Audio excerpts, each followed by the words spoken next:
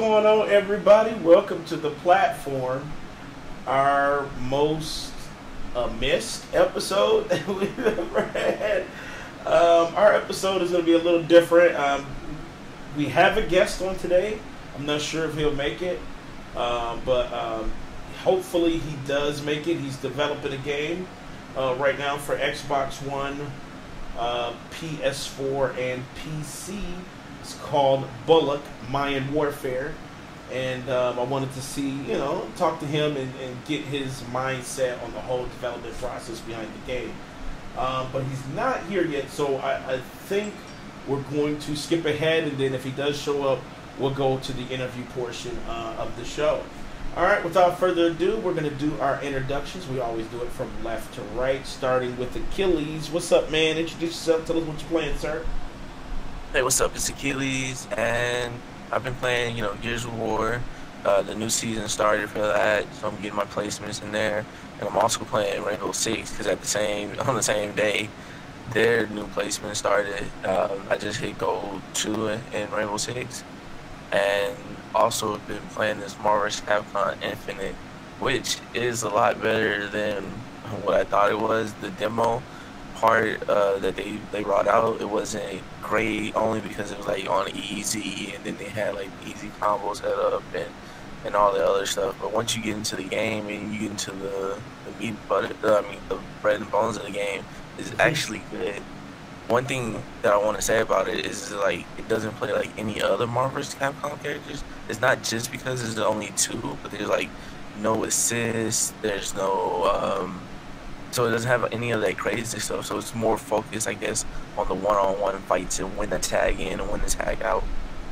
Okay. All right. I know a lot of people were trying it out and they kind of had the same, mentality. It was like, okay, whatever. Yeah. So I don't know. Let's see who we got. We got Leon. What's up, man? Introduce yourself. Tell us what you're playing, sir. What's up, man? I've been playing Danganronpa 3. I actually was able to get that game a week early. Shout out to my store in New York. That hooks me up. Confirmed. But yeah, I've been loving that game, man. I've been playing out of my channel. I've been playing Marvel as well, and that game is a lot of fun, man. I know a lot of people have been dogging it because of how it looks, but I think looks can be deceiving. This game packs a lot more content than Street Fighter V did at launch. Has a complete arcade mode and a story mode, has a training mode, has everything, and all of these things are offline, and you can experience it how you want to.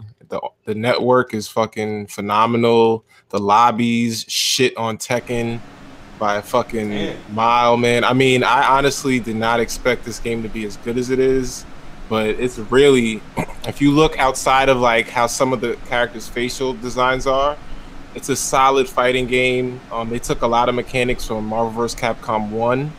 Like the Spirit Stones add a whole new layer to the gameplay. It adds pretty much like your own style of comboing. So like you can actually make your own combos with the Power Stones. And it just adds a whole new layer to the game because you may play the same character somebody, but if you play different Power Stones, then you're not technically playing the same character.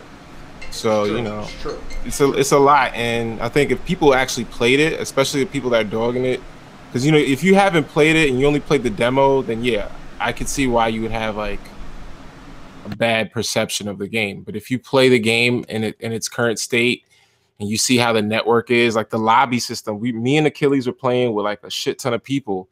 And it's just so easy to get into a match. Like most lobbies, you have to wait forever to fight somebody.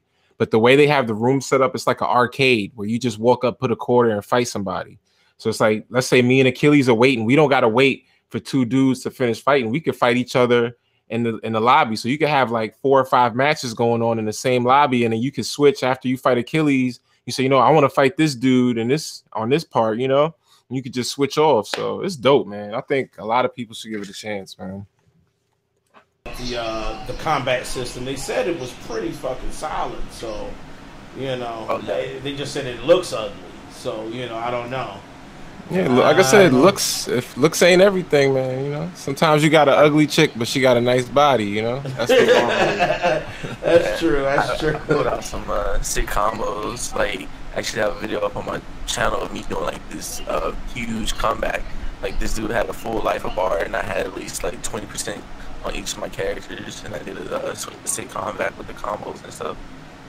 Yeah, the comebacks is dope in this game because it's so like I'm telling you, man, it's very balanced fighter, man. Like because they made it 2 characters, I think that's what makes it more balanced because, you know, they had the 3-character fighting system with the assists, and they took that out, and now there's still assists, but it's more like a tag. So when you tag somebody, you can actually use the tag to do like mix-ups. You can use the tag to like continue your combos, and it's fast paced, but it's different in a sense because it's like it's not as it's fast paced, but it's not as like hectic as the other ones were because of the fact that they're just 2 characters. So it's dope, man. I've been enjoying that's it. good. I'm glad that it's not so cluttered because that was. I mean, I don't think that was too much of an issue for myself, but I do like that they kind of cut some of the clutter out, so I can appreciate that. One last thing I wanted to say about it was they had people from the fighting game community help develop the game, and I think that's another reason why I'm enjoying it so much. Like I know Justin Wong was a part of the development heavily, and he has a lot of videos kind of explaining the fighting mechanics of the game, and it actually is like really enjoyable seeing that, you know, because most fighting games you just have like random people developing it. I know Justin Wong. I watch his Twitch channel, and his shit is crazy. You know, that dude talks a lot of shit with the online dudes that he fight, man. But he can back it up too. Yeah. All right, next up we got Cool Cat Terri. What's up? Introduce yourself. Tell us what you're playing. Hey everybody, it's Cool Cat. Oh my gosh, mostly just been playing Destiny 2, but I did play Rhyme recently from start to finish. I don't know if anybody ever caught that when it came out a little while back, but I dove into that, and I was actually surprised by that game. It was really, really good. I had a crazy set ending in mine because I didn't find all the stuff, but it was really, really cool. The gameplay kind of felt very similar to like The Last Guardian or Shadow of the Colossus, minus, you know, like the oversized beasts and whatnot that are in those series, but like just the mechanics and the way that you move around and stuff, it just felt like I was playing one of those games. But I really, really enjoyed it. It was great. When I first started playing it, I was kind of like, I don't know what's going on because they really don't give you anything. They just throw you in the game and you gotta kind of just figure it out.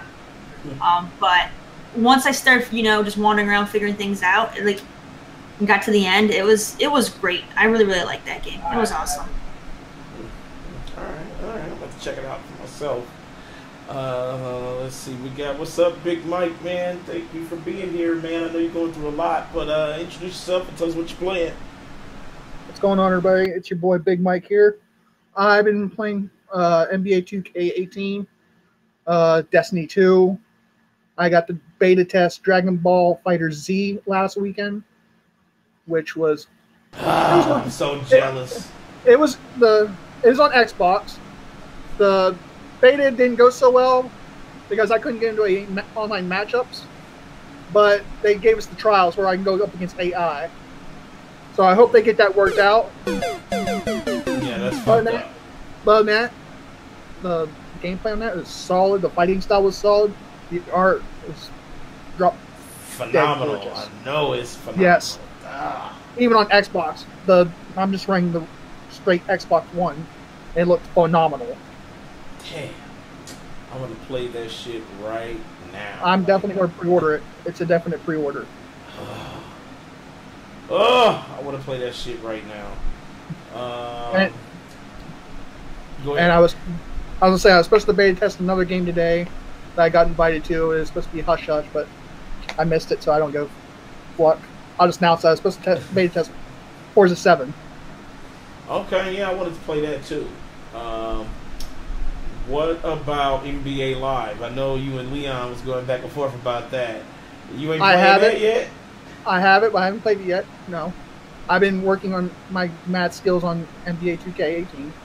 Okay. Right. I just find it hilarious that he was promoting the other one so hard. I know I know you'll play it, but you promoted that one so hard, yet you I bought it. chose to not play that one first. Right. You know, I I figured you would have played, that one first and did 2K later, not the other way around. Because you were, dude. Hold on.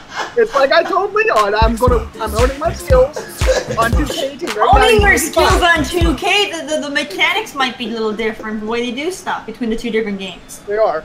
So then how you can't be honing shit then? On live, it's more arcadey.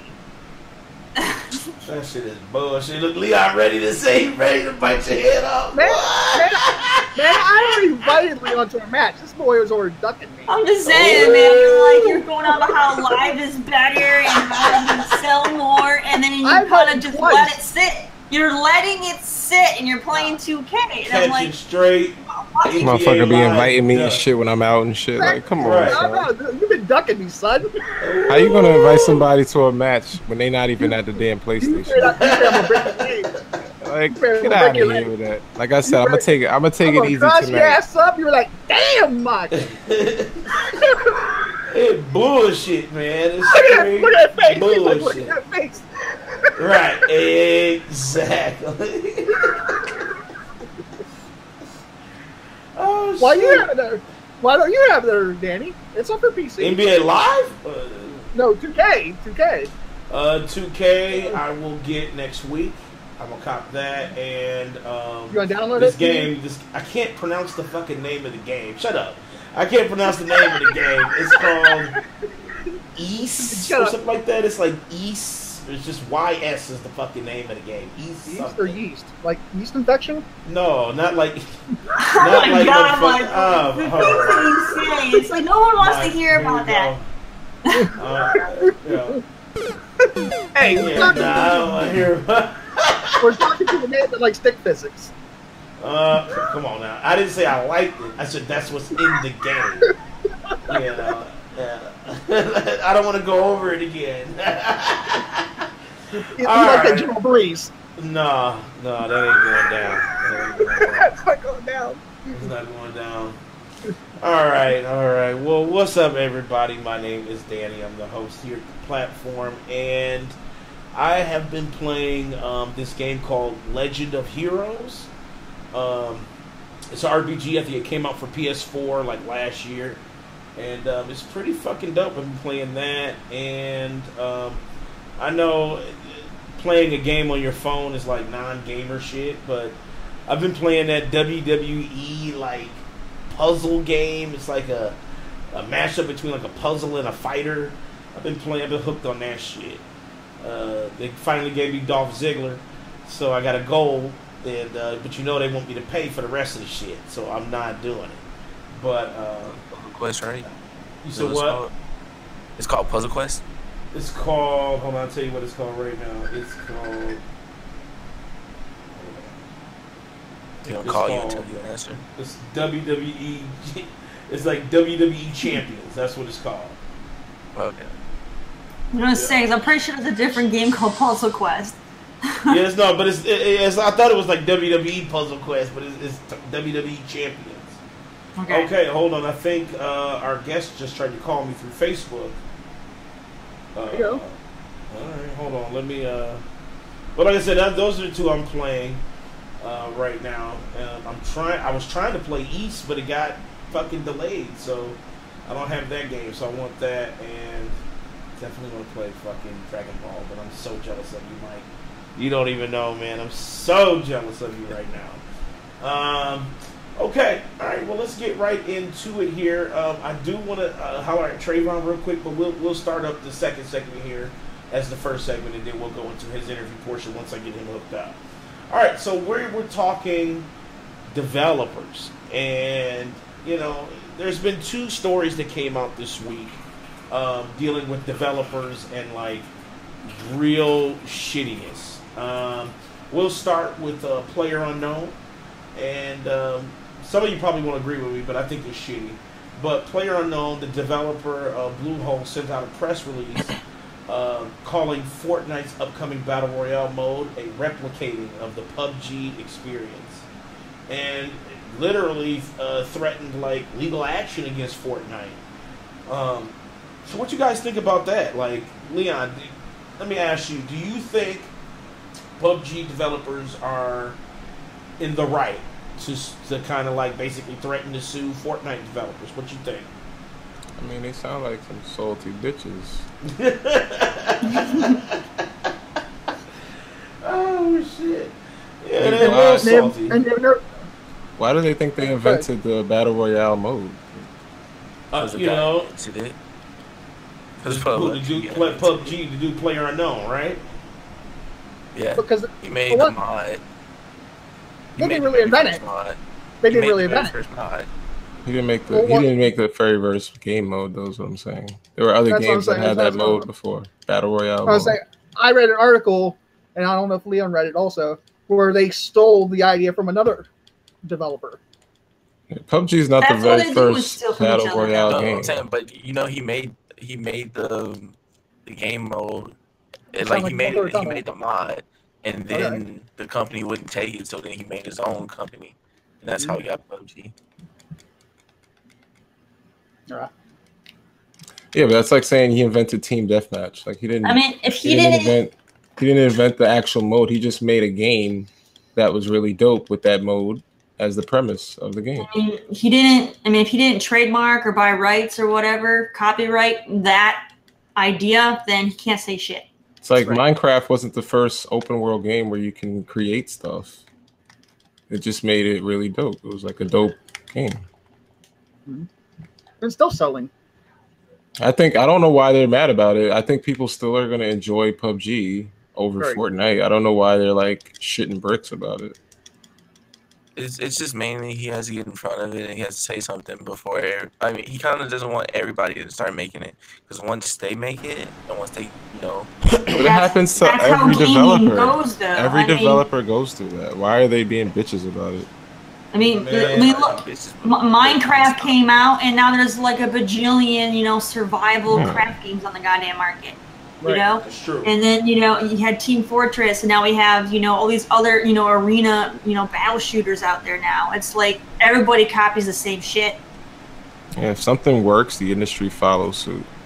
Right. You know what? Let me tell you something. The Fortnite multiplayer, yes, it's like PUBG, but it's not really though. I mean, like, you can literally mine your way through a whole home, destroy roofs and shit. Destroy whole walls and doors with just whacking and shit, and that's definitely not going down in PUBG. PUBG is more of a static type of environment, not necessarily destructible. Both of them are fun. I mean, both of them are fun. They have their own little things that change it up.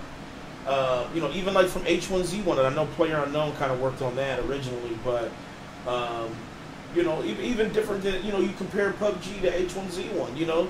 That's literally closer to the same game than fucking Fortnite is. I mean, Fortnite, yes, it's a multiplayer, death match type style, but it's still not as close as H1Z1 to PUBG.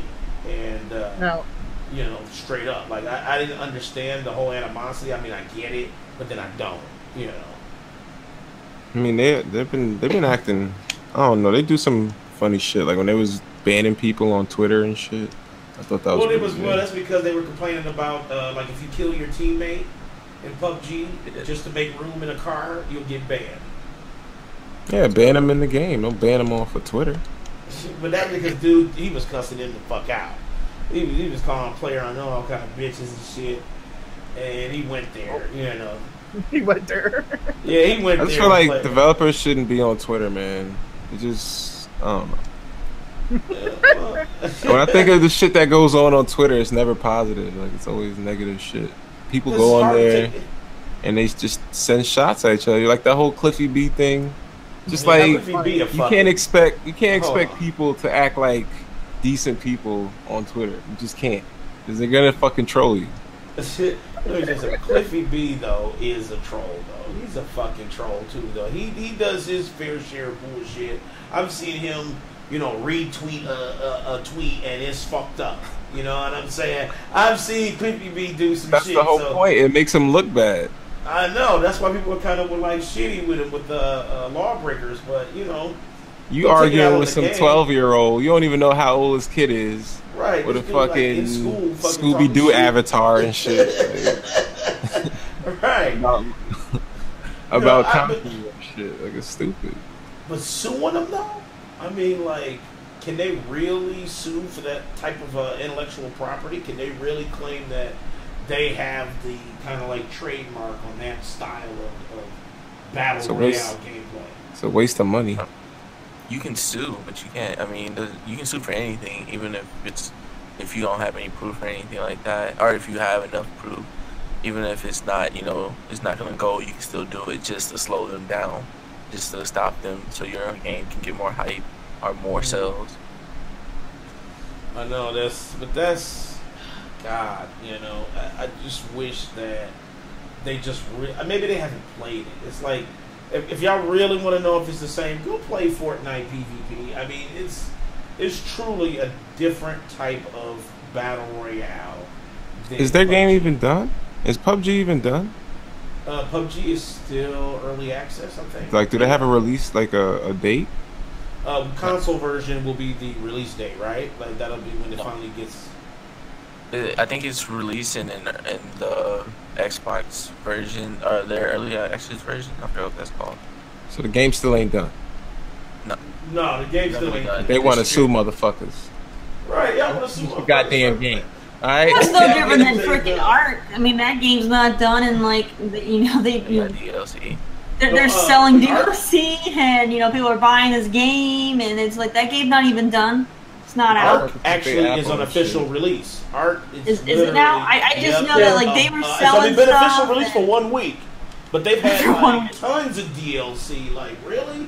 DLC for what? The game ain't even done. What the fuck you mean? Motherfuckers want to do everything but finish the damn game. Like, right, you want me to pay for features y'all don't want? They're pushing that, getting that money in, because like the game's not done. It's not like it wasn't even out, and they were like pushing you gotta buy all this stuff and buy servers and do all this crap. It's like your game is not even out yet. You're pushing these sales. Here's another funny thing too. They didn't mention this game called Rust. Now remember, I always talk about I'm playing Rust. And Rust is literally like PUBG. Like, the only thing different, there are battle royale modes in Rust, but Rust is more base, you know, defense type. But it's still got like all the elements of PUBG. You know, big ass open world. They drop all the players in. You know what I'm saying? You crossing hills and gaps and rivers and shit to get the people and wreck them with guns and shit. You gear up, you loot. You know, you loot chests and shit. I mean, it's just weird that they would come at Fortnite for that, but they not. Didn't Grand Theft Auto do something like that too? Yeah, GTA literally got something like that right now, and they're offering double XP for y'all that play GTA still. But you know, it's like y'all coming at them so hard, and I just feel like that's unfair. I get you want to keep your intellectual properties yours, but in the same token, you can't. That's like somebody trying to like copyright third person action brawler. You know, like any game that's kind of like God of War, you know, you can sue, or Devil May Cry. You know what I'm saying? If it's even remotely a third person action game, you could be sued, and I just feel like that's where that's headed. You know, that's like if fucking Atlas were to sue the fucking Team Ninja for making Neo and shit. Yeah, it's just like you know, can they really sue? No, it's just just make it legal. Like, if you really want to keep your idea as your own property, then get the patents, the trademarks, you know, whatever it is you have to get for whatever you have, get the shit done, and then no one else can take it. If you're not going to put that work in to keep your shit, then don't bitch when someone takes your shit.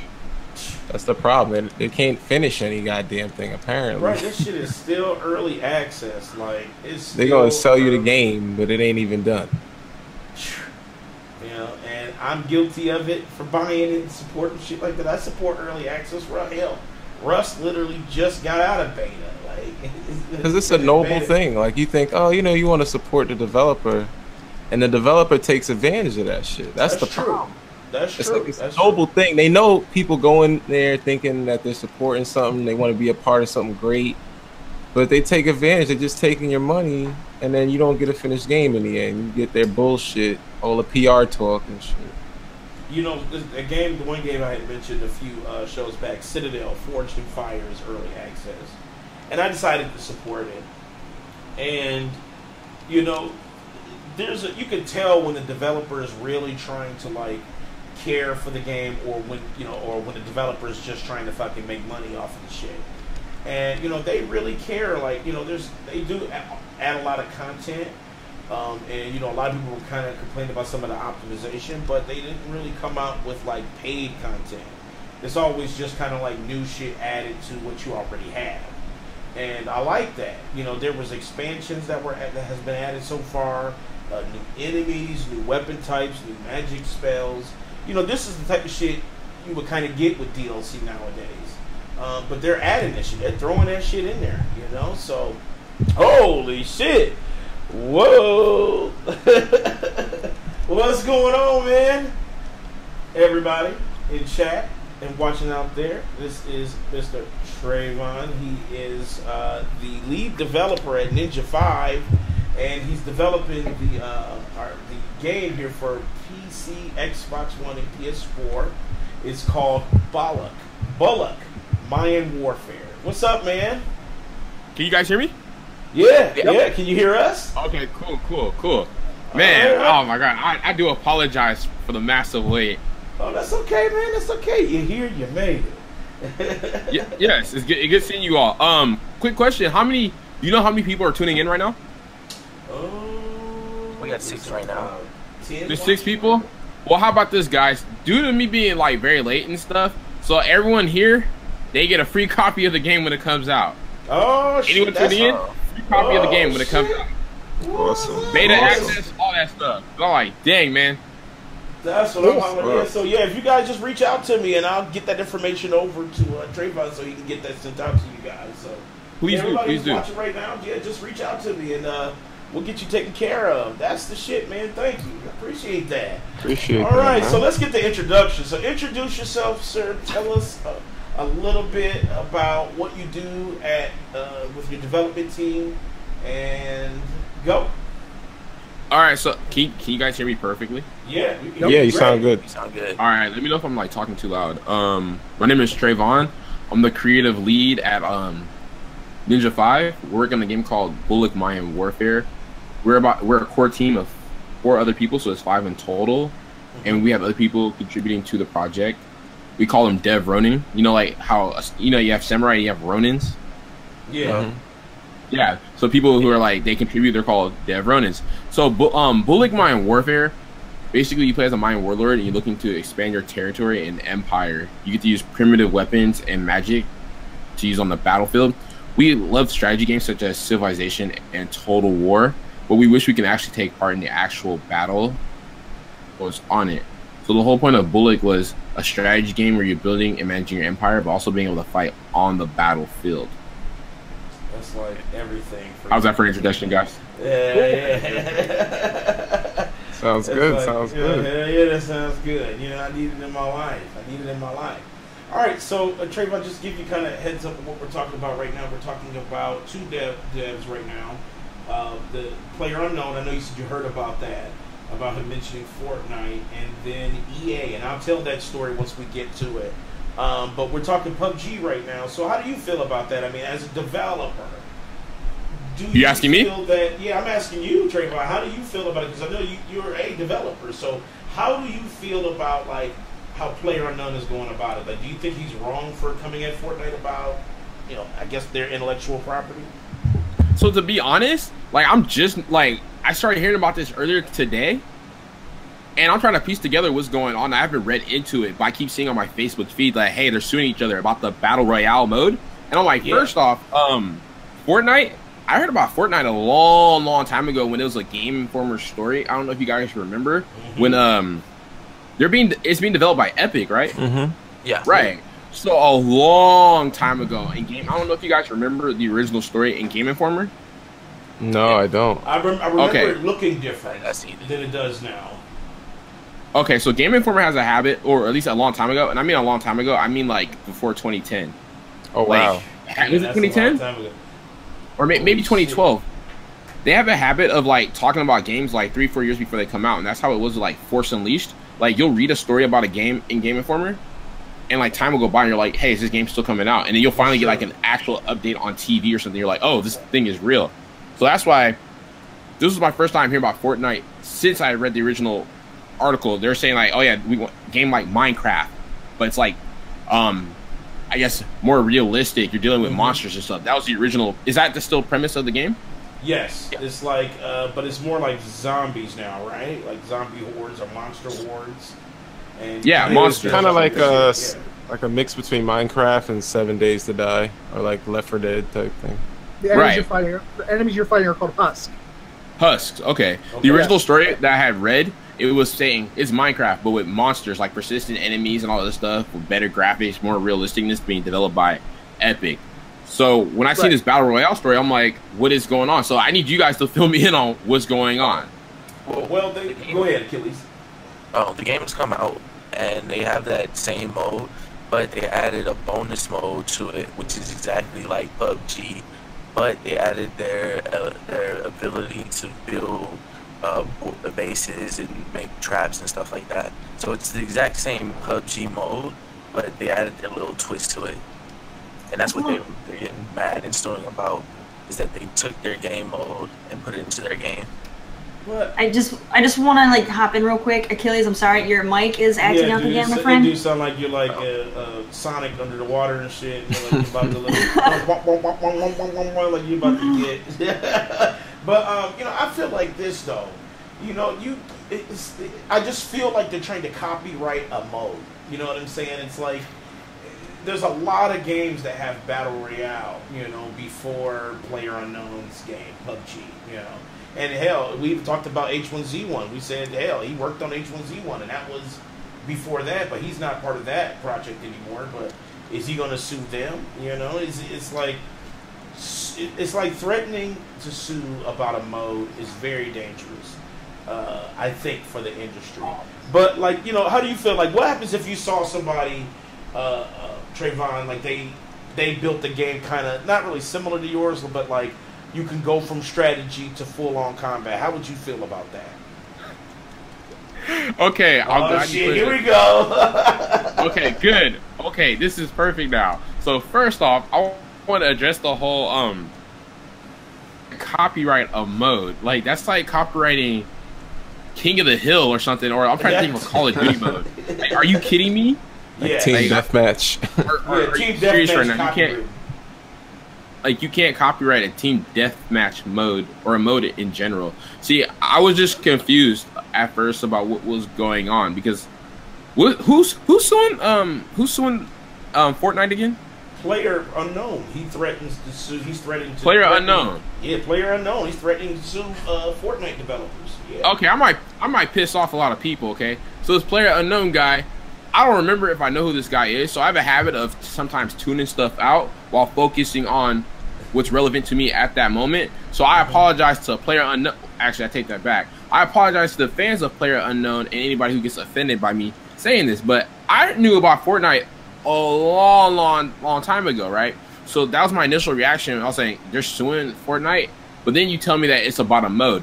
So you're asking me how would I feel if someone else came out with a mode where you're able to switch between strategy, you know, and, not necessarily like, the same game. Yeah, right. Like not necessarily the same game, but there's a moment where you can go from strategy to full on, you know, real time combat.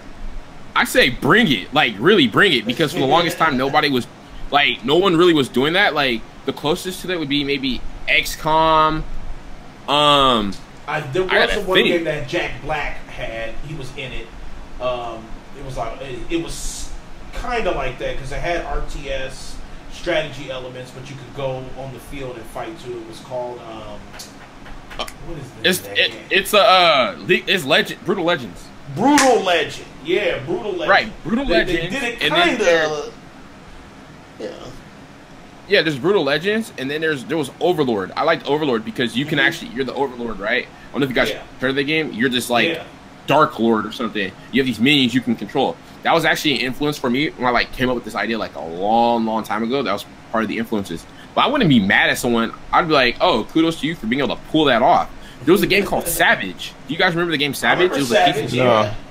Exactly. I remember we're sitting here in class, back in, I think it was one of my college courses, right? We're all game developer students, right? And we're all like, whoa, have you guys seen this game? It's just so cool. You can go from like commander, like you can control the army, you can actually be in the battlefield and stuff. So I'm like, if anyone can do it, more power to them. Like, that would be cool to see more games. I'm not gonna sue somebody. Now, someone comes out with a game about the Mayans or something, and they're gonna switch back and forth. I'm just like, okay. We gotta step our game up. Like, that's literally. I'm like, we gotta step our game up. What are we dealing with here? I'm not gonna sue. They call that's it like that's a good approach to have, though, because a lot of developers that's refreshing. That's refreshing. Yeah. It seems like I don't know. It seems like gaming has just become so confrontational, and I don't know. Even I feel like it's starting to be like that way with developers now. Yeah, because some of them, they take shit personal, and it's like you can't let social media get to you. You can't just try to control the whole space like that because you can't. You can't. What I like to do when you're saying don't let social media get to you. So let's say, like, for instance, I post something about the game, right? Now, a lot of people are gonna be like, "Oh yeah, this is awesome," all this stuff. You got that one random idiot who'll say something, right? So when I see stuff, believe me, okay. Okay, this is a motherfucking show. You fucking cuss, fuck. Right now, I'm gonna be nice for right now. But yeah, when I see the comment, what are they saying? Is it actually relevant, or is this person trying to contribute to their self-esteem by seeming relevant by coming up with random stuff? Like this guy yesterday on Reddit last night. This dude tells me, right? I post a link to the pre-alpha. He's saying that, and mind you, just a description. Remember the log line I was telling you guys in the beginning of the interview? Mm-hmm. You guys were like, "So introduce yourself." And I just gave you the log line, right? Right. So it's in the description on Reddit, and this guy says, "Can you explain to me what this game is? Explain to me the art style in the combat." Like, he said combat in one sentence. In the first sentence, he was like talking about how the battles work, right? Or something like that. Asking me, if you're wondering about how the combat works, I literally just said that in the description. And if you're wondering about the art style, there's nothing to wonder about. You see the art style. And then as for your third sentence, you just asked me the same thing. You're just putting stuff together. Actually, I want to know what his reply was.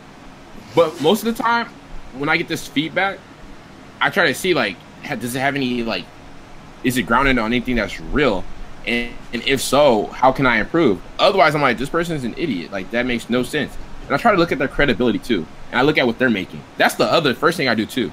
If I see a comment, came from left field, I go look at what they're... Can you guys hear me?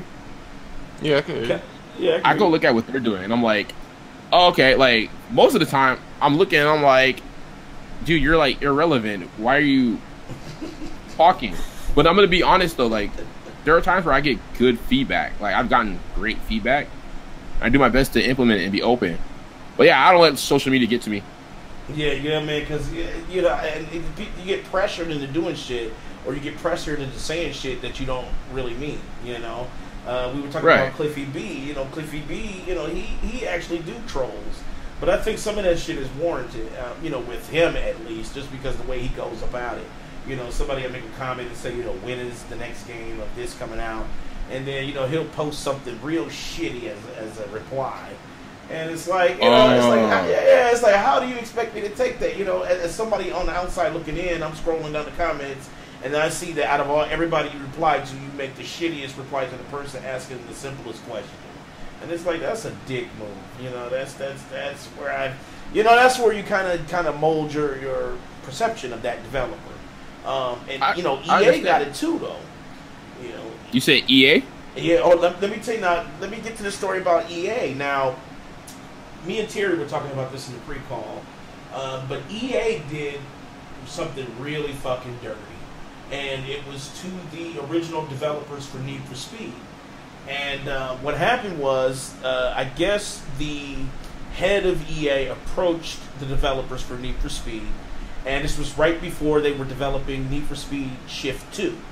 And they approached them, offered them this gigantic amount of money, and said that, exclusively develop for us. We'll kind of take over the development department and the team, and, you'll just work for us, and we'll put the game out faster and give you help and everything.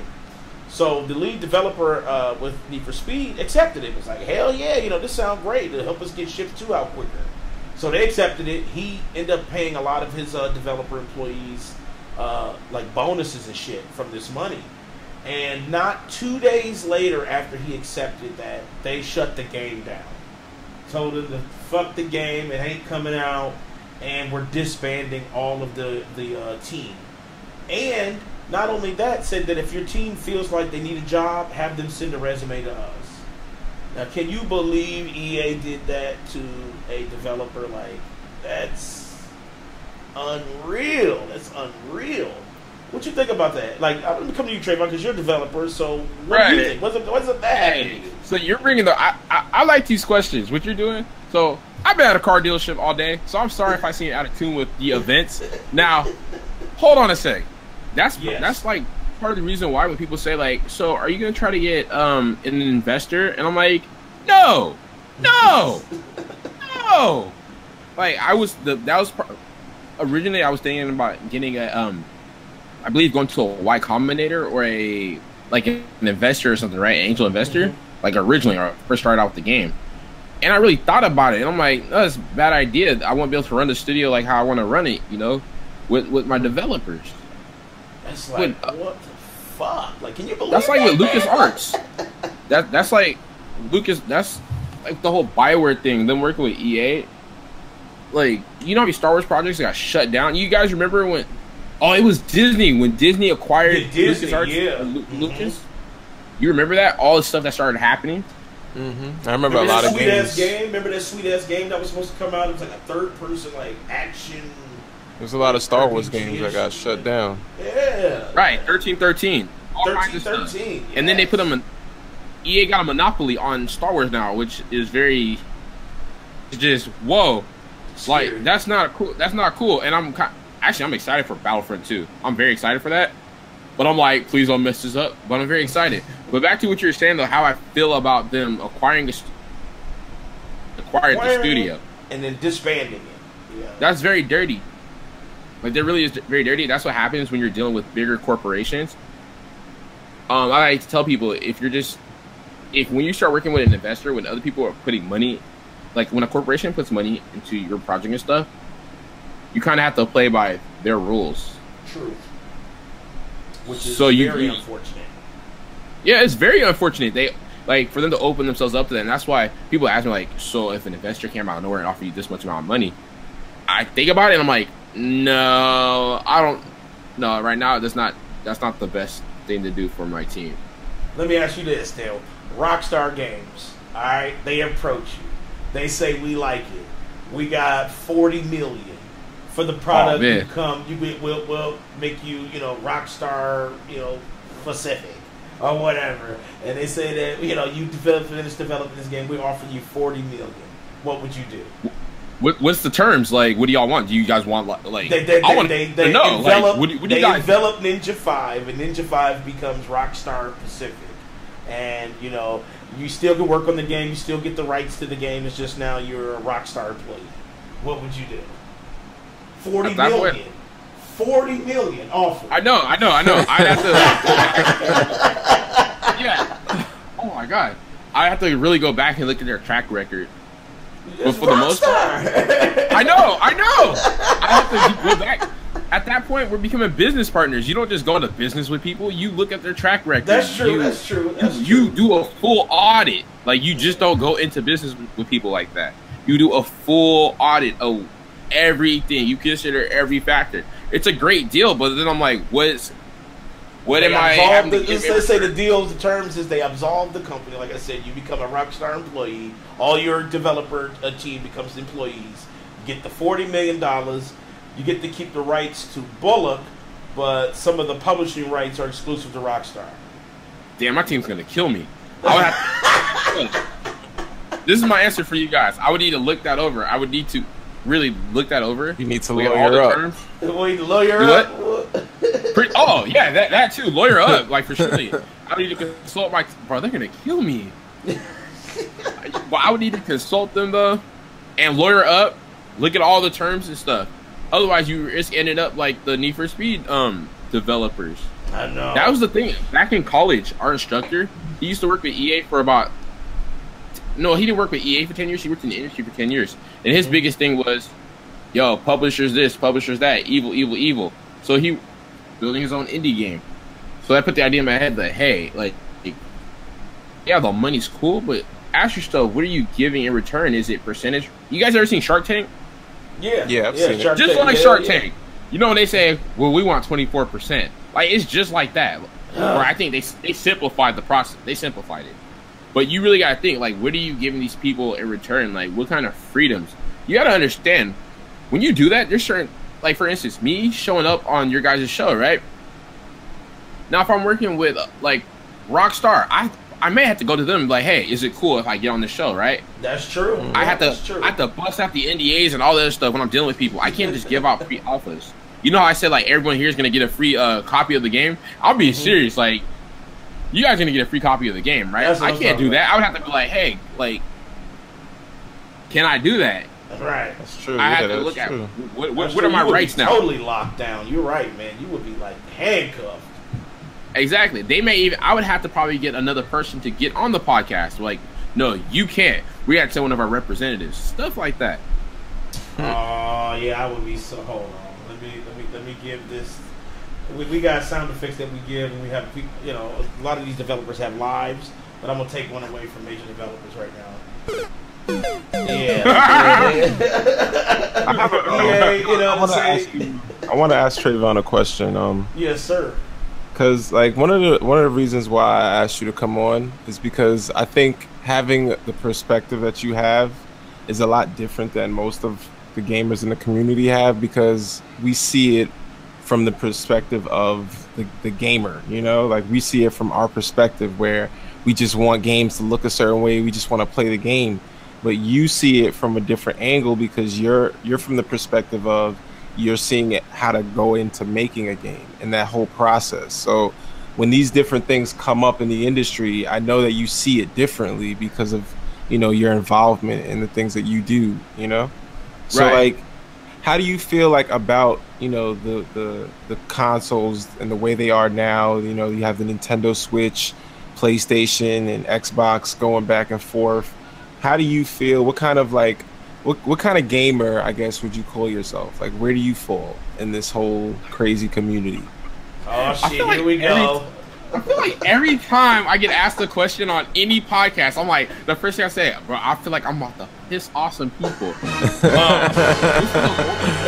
Yeah, then you're on the perfect show because we trigger people all the time. All the time, man. All the time, dude. Because we're not fanboys here.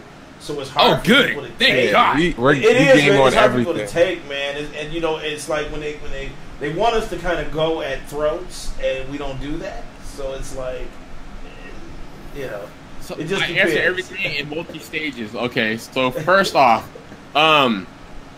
being on the developer side versus being like the player of the game, right? Being like the person who buys the game. It's kind of like with anything in life. You get to that point where you know, like, do you remember that age you got to? When you realize that everything in life, there's always like a process or something. Like, you go to McDonald's, right? You order your food. Okay, you work at McDonald's. You're like, oh, so this is what's going on behind the scenes. There's always like something. Like, things just don't happen. There's literally like a process to stuff. Being a game developer now, I have more of an understanding of what goes into the game, the manpower, the hours, the effort, versus just saying, hey, can't you just put that in the game? No, it doesn't work like that. Like, everything is a combination of manpower and energy. So it's not, hey, can't you just fix this bug? It's literally, you're directing energy and manpower. Yeah, you hear that a lot. Like, you hear people bitching about games. Like, can't they just patch it out? Like, yeah, like, bro, that's hours and that's manpower. Danny, you're about to say something? I'm just tripping, man, because, you know, it's like, it's just good to kind of hear that side of it. You know what I'm saying? It's just, I'm just tripping because, you know, we're getting kind of that inside flair of it. You know, it's just interesting. You know what?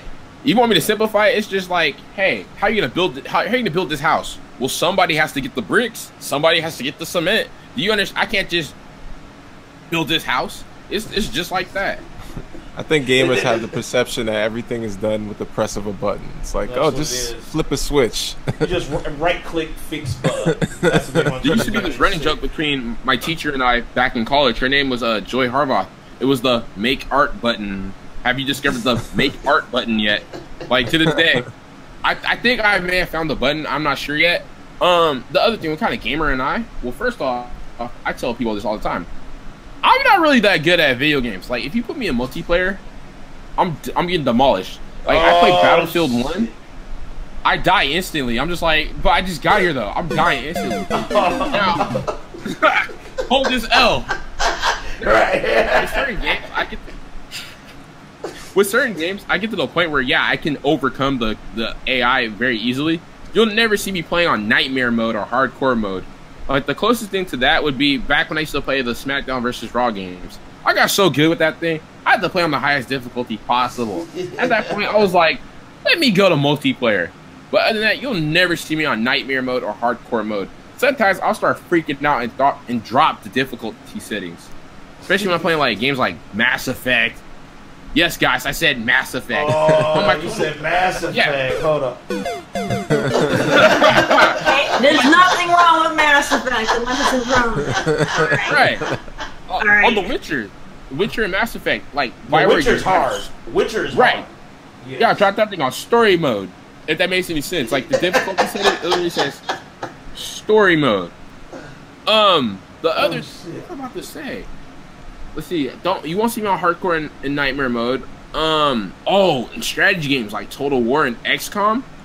I will never go above the normal settings. Like, I usually default to like the lowest setting possible on like XCOM and Total War, just because those games are, especially XCOM. Like, XCOM hard as you have fuck. like 96% chance to hit and you miss, and there goes your entire team. I'm just like, I'm so stressed out. I'm like, this can't be happening to me right now. That's the kind of gamer I am. But at the same time, though, I'm gonna be honest with you. I'm mad at EA and BioWare. I tried to get back into the Old Republic, and I'm just like, I can't do this. This whole open world thing with Star Wars and stuff. Like, I can't do this. I need to go back and play Knights of the Old Republic 2. And now I'm mad about Mass Effect Andromeda. Like, I like the game. Hold on. Right. Yeah, like, we're on that subject. Yeah, facial animations are kind of funny. Oh my god. I really like Mass Effect Andromeda. But when they start telling me stuff like, "Oh yeah, we're not releasing content anymore for the game," unless I think they actually announced something about that, I don't know. But when I'm hearing they're not gonna release content for it, and then you drop a game, you announce a game called Anthem, and I'm thinking to myself, wait, is this Destiny? And I'm playing Destiny 2 right now. Yo, like, you about to trigger the Destiny fan. Yeah. I'm playing Destiny 2 right now, right? And I'm thinking to myself, wait a minute. Did these people just say they're coming out with a game like they're really gonna do Anthem, but they're not gonna like work on Mass Effect any further? We're not like, are you? Is this what you guys are working on? That's where the budget went. Right now? That's where the budget went for Mass Effect. With Andromeda. Oh my god! Anthem. That's the type of stuff that makes me like really, really mad. Like, that's like the closest thing I'll get to like a fanboy. Like, if you mention BioWare, Mass Effect, and Anthem and Destiny in like the same like conversation, that's when I'm triggered, because I'm like, all that manpower and resources, are you kidding me? It's like you just killed a unicorn for like, bro, we already have Destiny, like Destiny 2, like Anthem. I'm like, what the hell is an Anthem? But so that's what kind of I want to ask a question quick, since you're on the developer side. Now, the team that's making Anthem are the ones that made the original Mass Effect, so they know how to do story-based RPG games, and now they're making a 100% first-person freaking multiplayer game. They don't know shit about that. Oh god! At first, when you said that, like when you said this is the first game, they don't know anything about that. Now, it'd be different if you said maybe Mass Effect 3, Mass Effect 2, but Mass Effect 1, I'm a Mass Effect fan. I went back and played Mass Effect 1, and I'm like, I don't really like the combat anymore. It's a cool game, but I don't really like the combat anymore. And now you're telling me that they're doing this you said full-blown first person? Yeah, so like basically everything that they're doing in this project is something they don't have experience in. is this a huge mistake? Is this game pretty much going to burn up and die before it even comes out because they have no experience making this kind of a game? I don't think it's going to burn up and die, but let's hear your thoughts there. Let me rewind. I'm not Nostradamus or anything, so I have to take a step back now. Like I said, I was in fanboy trigger mode when we were talking about Anthem and all this stuff. But let me take a step back now. I honestly, like, to be honest, I can't really say, like, hey, this game is going to be a flop. They should stick to what they know. Like, I can't really, just because they went from doing Mass Effect, right, and they're going on full-blown first-person shooter Anthem, it's going to be a flop just because the team was working on an RPG, like, a different type of shooter. I can't really say that. Maybe another developer could say, like, they can maybe chime in and stuff. But me personally, I'm not going to say they don't know what they're doing. I mean, BioWare came out with the old... No, I'm not going to compare the Old Republic and Warcraft. I don't know. I'm going to be honest. Right now, I can't say if the game's going to be a flop. All you say is, I'm not happy that I'm getting Anthem, but no more Mass Effect. That's the best I can say. I can't, like I said, I'm not Nostradamus. I can't say, man, based on my calculations and based off of this and this game is gonna flop. Like, the gameplay is gonna suck. I can't say that. The reason why, they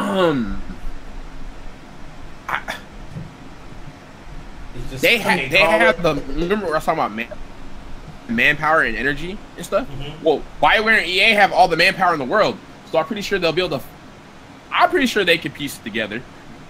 Well, that's true. That's true. Oh, no. But there's also the thing that, you know, BioWare has always been, outside of like the Star Wars side, they've mostly been a single player genre of game, you know, and now, you know, Anthem is all multiplayer. You know, they don't really have that, you know, server kind of mentality of knowing how to run that stuff outside of, like, you know, their Star Wars stuff. So right. I just don't know how they're gonna figure this out, because they don't do that normally. All right. Yeah. So I like to switch back and forth between gamer and like developer. As a gamer, I'm like, yo, give me my single player like story, like give me my Star Wars single player story that we deserve and need. First off, but then as a developer though, I really don't see the correlation between. You're saying that they're used to doing Star Wars, right? And now they're doing this other... No, I'm saying they're used to doing single-player games, and now they're making a multiplayer game. Single-player. And other games. I really can't, as a developer, because I look at stuff, like I said, it's manpower and energy, and then I guess you throw in money, too. Like, with manpower and energy and money, like, that doesn't really... I guess, maybe, if we're talking about a team of, like, 6 people... Then maybe you guys can. Then maybe it's like, hey, guys, what's going on here? But since this is EA and Bio, what'd you say? I said that shit about the sub. That's what it really is to say. Anthem? No, well, just them, if they only had a small dev team, and you know, and yeah, they were trying to switch, small, you know, gears, yeah. Yeah, then of course, I would say, yeah, that thing's probably gonna flop, you know, but. Because this is EA and BioWare we're talking about here. Wait, it's EA's publishing, right? Like, they are for surely publishing this game, right? Yes. Oh my god, I just realized. Activision, Destiny, EA. Oh god. Okay, I see what they're doing here. But back to the main thing, though. Because I was thinking about Battlefield and Call of Duty. I'm like, oh my god, it's that all over again. But they have the manpower and resources and money. So... the experience of them like working on a single player game and now switching over to multiplayer, that doesn't like that's not going to be an issue because of the whole energy and manpower. And I know I keep saying that, but it's very, very true.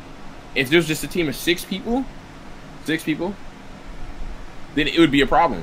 But because of how big these like how much resources they can have, it's not gonna like that is not going to be the source of the problem. Now the source of the problem could be. This is gonna sound so generic. It's EA. That right there, that could be a problem. Like, oh yes. That right there is a factor. So to basically answer your question, the whole going from single player to multiplayer, that is not a factor. Now, but EA, that's a factor. How much time went into this game? That's a factor. what are they trying to achieve with this game? Are they just trying to compete with Destiny? Like, what's going on here? That's a factor. For all we know, it could be the whole generic. This game feels so incomplete, and everything else is paid DLC. That would be so fucking shitty. My thing, though, I think it's more of a financial thing. Because BioWare, a while back, they came out and they said that there's no money making the RPGs. They're hurting. Making the Mass Effect and like the Dragon Age games is hurting them when the top selling games out there are first person shooters like Call of Duty. They're the ones making all the money and get all the sales. So a long time ago they said that they were gonna, you know, shelve Mass Effect and Dragon Age, and they wanted to go into the first person shooter. And now here, you know, they are actually making a first person shooter.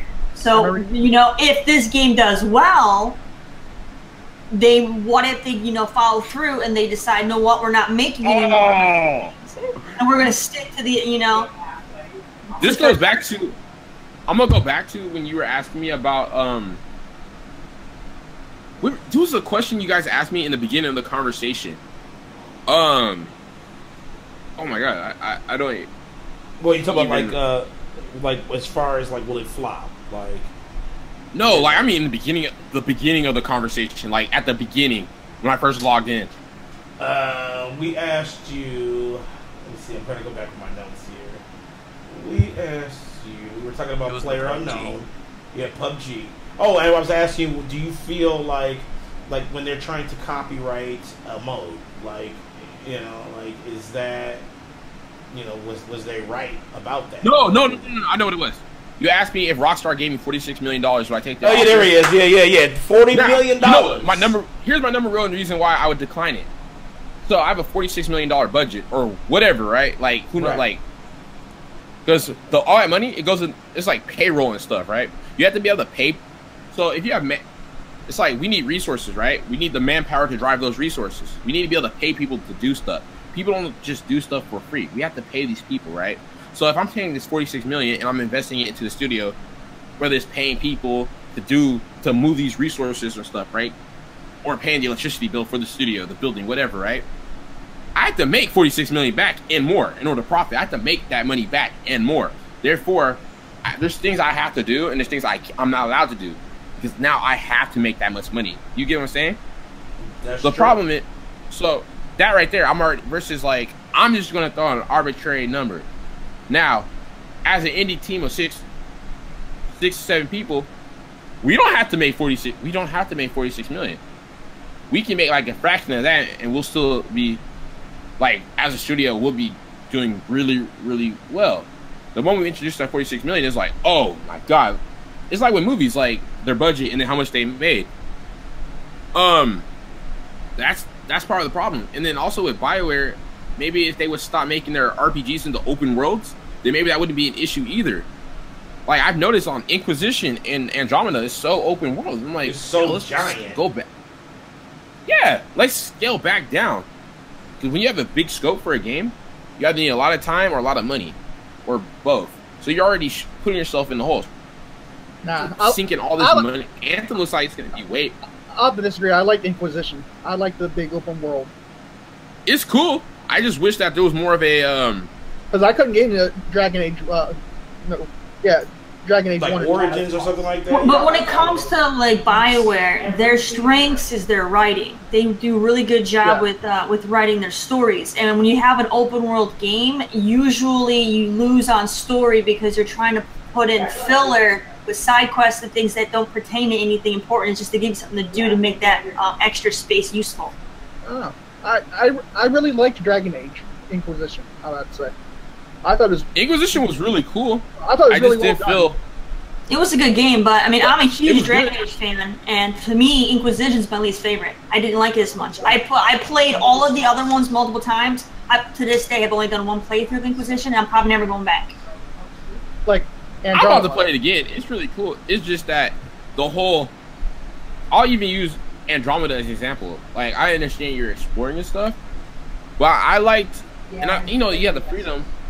But I prefer the style of like the original Mass Effects. It made everything feel more streamlined. Like I felt like I was really progressing along a path. Whereas when you do this open world stuff, it's like filler. Like I gotta go do this in order to. achieve this. But like I was saying earlier, like them doing that, you're saying that these RPGs are hurting them financially. It's the scale of the game, and they're forced to make that money. The moment they start working with EA, yeah, their budget like skyrocketed, right? But now they have to make a certain amount of money. Like, can you imagine if you guys, let's say, if you guys brought in $500,000 a year, right? Like for the podcast, you guys probably be really, really happy, right? Let's say everyone's we're not doing this for free. Exactly. Now, let's say you got bought out by like, I don't know, like IGN or something. Something like that. IGN. I'm just throwing numbers out here. Shit, now, I'll take it. Now, I mean, well, I'm not the host, but Danny's the host. Jeez, my wife's about to sell out. Right, how you doing? I'm like, oh yeah, I'll sell God. I'll be like, yo, my name's Danny. You guys get bought up by IGN, right? You guys are gonna have to hire more people just to do studio operations and stuff, right? Not just people doing the interviews, but studio operation stuff now, right? Your budget went up, but now if you don't bring in a certain amount, you're like let's say like if you don't even hit 2 million, you work at IGN, 2 million could be a failure, and you're just like, oh god, what are we gonna do now? Whereas, exactly. Wait, who said that? Disregard that. That was just I was in the background playing Destiny. Oh, okay. Oh, yeah. I didn't go play Destiny. Whereas you bring in 500,000 in, and it's just, let's see, there's how many of you? There's 6 of you? No, there's. Yeah, there's one of our other panelists popped in, Eugene. I see 6 people. Whereas 500,000 among 6 people, that seems really cool. My math might be a little off, but that seems cool. So that's the risk. This goes back to your original question. 46 million from Rockstar. Now I'm really like, I don't. And initially, it would be a good thing to get off the ground, but after that, it's trying to sustain and stuff. That's true. So that's why you have to meet that demand. You would have to meet that $46 million investment. You know, you would have to at least double. You know, you have to make $80 million just to, you know, meet that demand. What you're saying is like, as a smaller company, when you let's say you put out a game and it doesn't make, you know, as much as you may projected it to, it's not going to kill your business. But if you go into business with Rockstar and something goes wrong or you don't meet that, you know, demand, it could not only be just bad that it was a bad project, but then it could be the end of your entire company. Yeah, exactly. And then to add on, it's not even about like if you're a small studio hitting your goal. It's just I can set a lower, like a lower goal. But overall, yes, it's exactly Leon, right? Yeah. It's exactly like I think that's right there. That's exactly how I would put it too. That's why I like the whole small team thing. I keep telling my team, I'm like, yo, honestly, after we release Bootleg, there's probably only be like we're probably gonna add on maybe like 12 people in total, right? Mm-hmm. I don't want to manage no more than 20 people on the project. On the project of Bootleg itself, no more than 20 people, and if anything, maybe 50 employees at the max. This goes back in college. So I used to run our game development club, right? So that's a night. Today's not Thursday. I was gonna say Throwback Thursday. Now, I noticed this trend back in the game development club. Most of the time we didn't get anything done, right? And it was like about 20, 50 of us. We had these meetings. We're like, hey guys, we're starting this new project. 20, 30 of us, 50 of us, right? Oh my God, this is gonna be so awesome. Now the problem was nothing got done. But then, me personally, so then I had an idea. I said, all right, we have 2 teams now for the game development club. So about 2 to 3 of us on one team, and Eric side of the game development. I know it's the 3 of us, right? There's 3 of us. I took 2 people. I'm not gonna name anybody, right? If someone asks, say, hey Traevon, who are these other 2 people you're talking about? I took 2 people that did not like each other. These 2 did not like each other. Now, I'm pretty sure one knew that. The other one probably didn't know that, right? They did not like each other. But we got more work done than when it was like all 50 of us. And this is something I realized. And this is something I preach all the time to my team and to like friends, right? Who are trying to work on projects. You have 100%, right? Or 100 bricks, okay? You get 100 people on the team. Now, you're thinking, I'm going to give each person a brick, right? Or a percent. We're going to have 100% done because there's 100 people and they each have 1%. Wrong. That's not what's going to happen. because life happens. Some people are incompetent. I'm sorry to say that. Not everyone's gonna do their 1% share. Whereas if you condense responsibility, you start condensing it to like 35%, 40%, 20% responsibility, right? The people is more likely to get done. You have to find highly capable individuals. So that's why, like I said, when I hear this 46 million, to me that's like more responsibility, more management and stuff. I'm like, yeah, you gotta manage a big ass team. Yes, exactly. Like, it's a bigger headache because, like I said, life happens. People are incompetent. It's just what everybody has. Everybody has a story. So don't think just because you give out 1% to 100 people that 100% is going to get done. No, now, you're going to ask you this. Yes. Would you sell off the entire business like Mojang did with Microsoft? Like, would you just? Yeah, Rockstar says we want to buy everything. Yeah, they approached you with 150 million. They said we want the likeness, we want total control of the game. We just want to buy you out. We just want to buy it from you, and we'll make sure that everybody gets paid. What would okay, you do multi-stage response. Multi-stage response now. 150 million right now? No. That's first off, that's not enough. Yeah, it sounds crazy, right? Like, crazy. $150 million right now? No. To buy out the company? No. Maybe no, 20 years from now, maybe 20, 40 years from now, 30 years from now. Because right now, to get the company bought out, I feel like it defeats the purpose of me wanting to have a game studio, indie game studio in the first place. True. That's true. It kind of defeats the purpose. It's like I don't know what to compare it with. It's like what? It's like, what's the point? You know what I'm saying? Yeah. It's like, why did I even go to school? Why did I, take this time to kind of develop this character that I care about? It's just like, what's the point? Right. It defeats the purpose because at this point, we're just going to become it. This was probably going to happen. So let's say if I did that, right? So rather than me being CEO, right, they probably put it as like, okay, Traevon is president of, because this is literally what they do in businesses all the time. I'd be the president of Ninja 5, but the CEO is the CEO of Rockstar. You get what I'm saying? At that point, we become employees. Away from the freedom of my team. Like I said before, that's why I would need to discuss it with them, lawyer up, do more research. Yeah, 150 million right now. It's not 150 million now or in 10 years. That kind of defeats the purpose. Maybe 20 years from now, 30 years from now, I have to see like how much have you made? How much is the studio worth? Like, what are we handing over? How do we benefit from this? Like, how do we, besides the money, like, what else are you guys giving us access to your network, like for marketing? Wait, that would be like fucking crazy because Rockstar marketing is crazy. So I understand. Like I understand it's Rockstar. Tripping right now. Grand Theft Auto, Red Dead Redemption. Like it's a lot of money, but like I said, what am I trading off? The closest thing I would do right now to partnering up with a big corporation would be the Square Enix Collective. Have you guys heard of that? No. What is that? So the Square Enix Collective, so Square Enix, right? People who did Final Fantasy and Kingdom Hearts. Square Enix. Yeah. Yes, but they have this thing called Square Enix Collective. So it's their way of kind of sponsoring indie developers. So when an indie developer gets close to doing a Kickstarter, right, they can partner up with Square Enix. What the Square Enix Collective would do, they will actually market your game. They'll give you the exposure, right, needed to build your fan base leading into your Kickstarter, right? They do that. Wow. Then afterwards, we're about to do that. The other thing is, so then stage 2, they can assist you with your Kickstarter, right? But then you have to give them a share of that Kickstarter money. Stage 3, and I believe stage 3 is them. No, I think that is you have a choice of going to stage 2. I'm sticking with stage 1. Help us with this exposure. I've literally seen games, right? But I've watched the development for it. Indie games. They team up with the Square Enix Collective and boom, they skyrocket. That's the closest thing.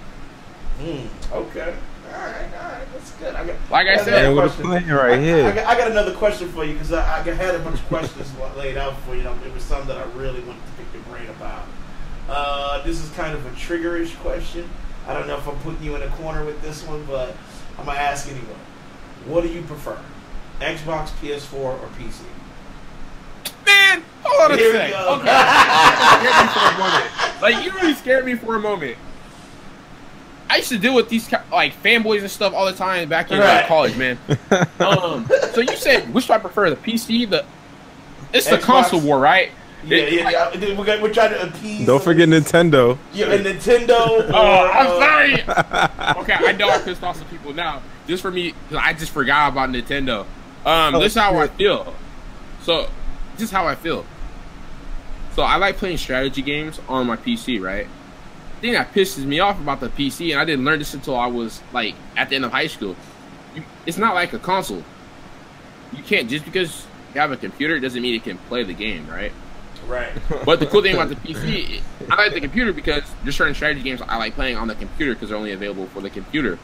Yes, I understand that computers are ahead of the consoles in terms of graphics, or at least a while ago, like with Skyrim. When they came out with Skyrim for the PS4 and the Xbox One, I'm like, wait, that's what they had on the, like, it looked just like on the PC back in 2011. Or like with The Witcher, like Witcher 2.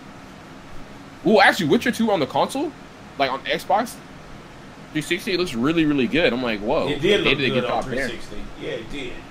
Yep. That was a good port right there.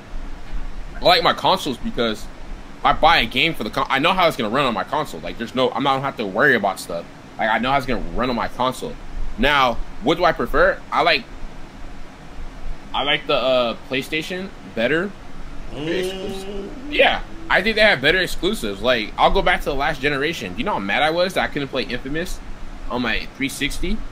Or what other game? I couldn't play Uncharted, God of War, and all that stuff, right? I think Sony kills it on the exclusives. Ooh, you know, some dudes literally like folded into dudes. origami right now. You know they did. They're like, no. Like, yeah, I get that 360, like Xbox, Microsoft has Halo, they have Gears of War. I'm like, what else do they have? Like, I don't really care about, I mean, those are cool games, but I don't care about them, you know? As for Nintendo, I don't really. Here we go. I don't really think of. Here we go.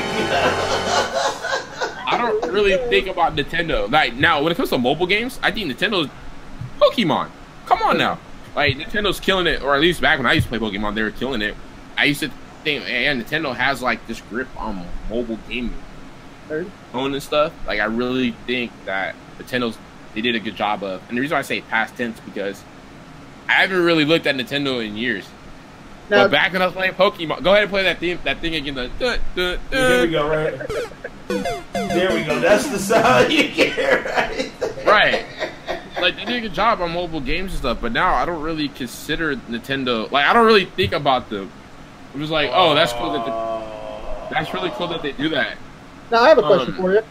Do you see you said your game's gonna be what, for PC, Xbox, PS4? Yes. Do you think you'll make it for the Switch? For the Switch? Here we go again. I'm just asking. Boy, he's sweating bullets over here. Boy, he's sweating. Oh my god.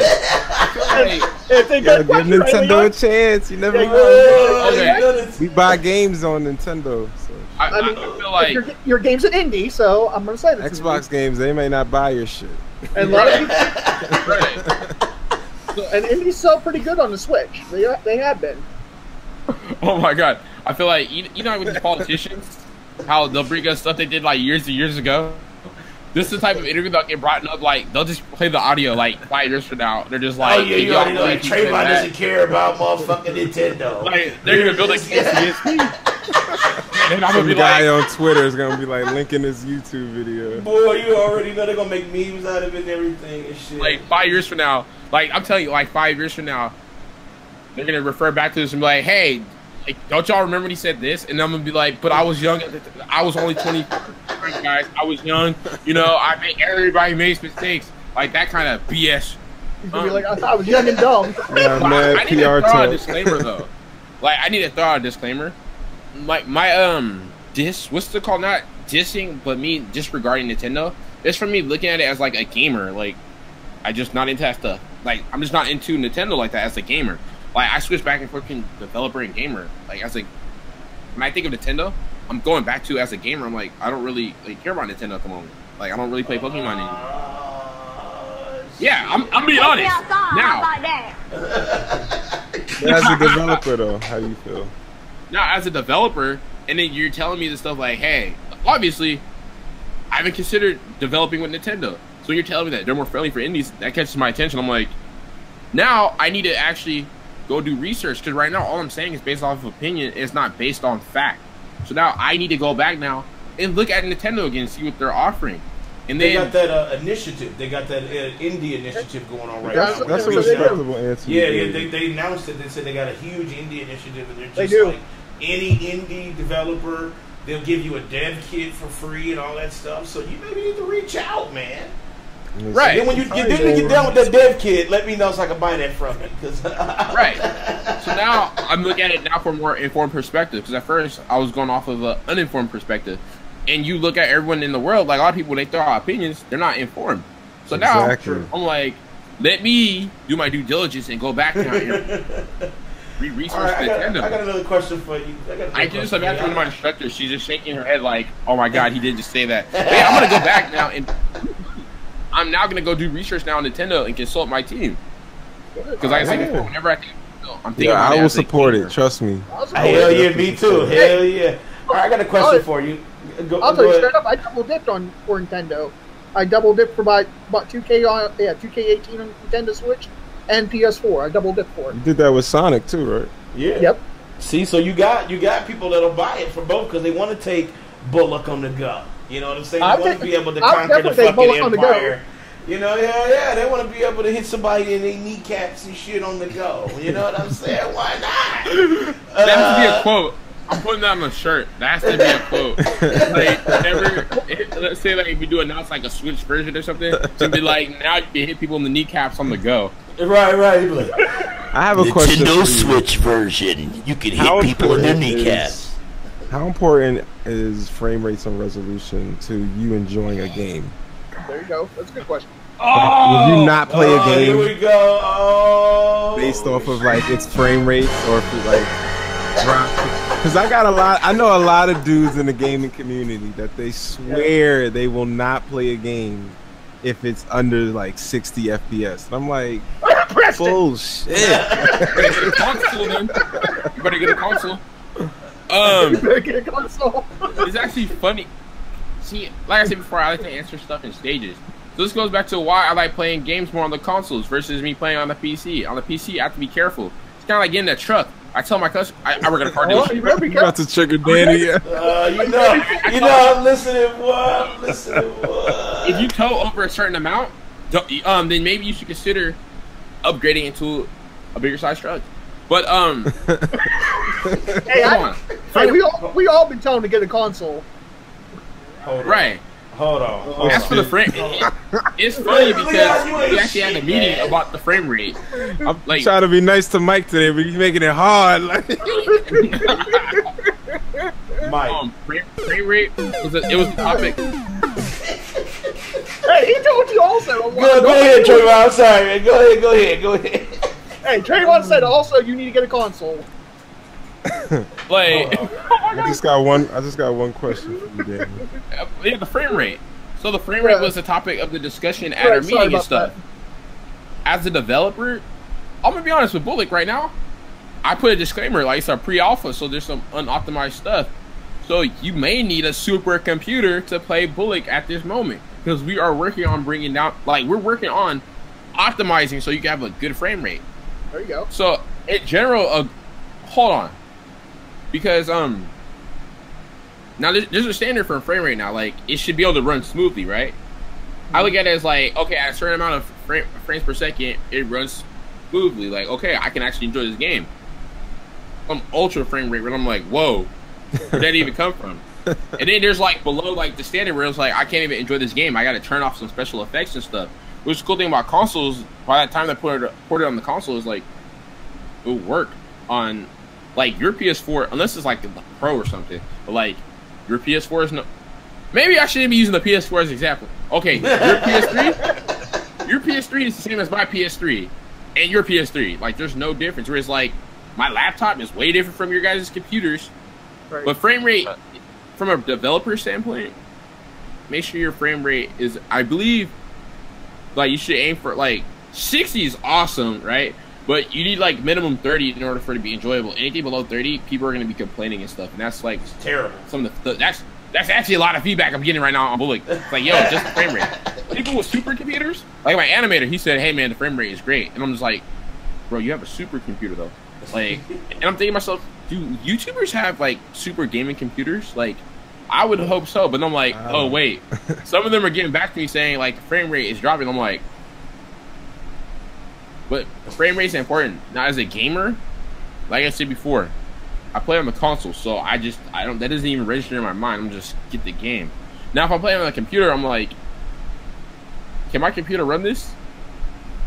Like, will you not buy a game simply based off of the frame rate? Oh, here we go. I would need to go back and play my games to check the frame rate. Like, Hey, here we go. Because I feel Like, like I feel like this whole conversation never mattered until like this gen. Like, I never heard gamers even talk about specs of games until this generation, and it's like they act like they've always cared about this shit. But I'm like, I don't know, man. Back in the day, motherfuckers just put the game in and played it. They ain't care about the specs of the Look, game. I feel like this. I agree Nintendo, with you, Leon. No one ever talked about that crap. But I feel like, Like, this, though. all we cared about was what game is coming out, what you getting. Okay, I'll get it too. That was it. Not, oh, well, that game is only 30 frames per second. I'm not playing it because, you know, I only do 4K. Shut the hell up. Right. Well, here, I feel like Exactly. this. I feel like this. Nintendo, old school NES, 90% of their games were 60 FPS. Like, literally 90%. Was you of thinking their about games. that though when you was playing fucking Mario? Like, this is 60 FPS. You wasn't thinking No, that. but I can tell you this though. Like, comparing, like, there was this big comparison back in the day between Bubsy and like Sonic or Mario. Remember that? I don't know if you guys. I don't know how old everyone is. You know exactly. I know 30s, 20s. Now, hold on, Danny. you I want to know. ask you. Hold on. I know you're trying to catch me up, but let me explain this. So, like, I remember me and my brother, we had this conversation about it. It wasn't necessarily specifically, like, frame rate, but, you know, we compared Bubsy to, like, Sonic.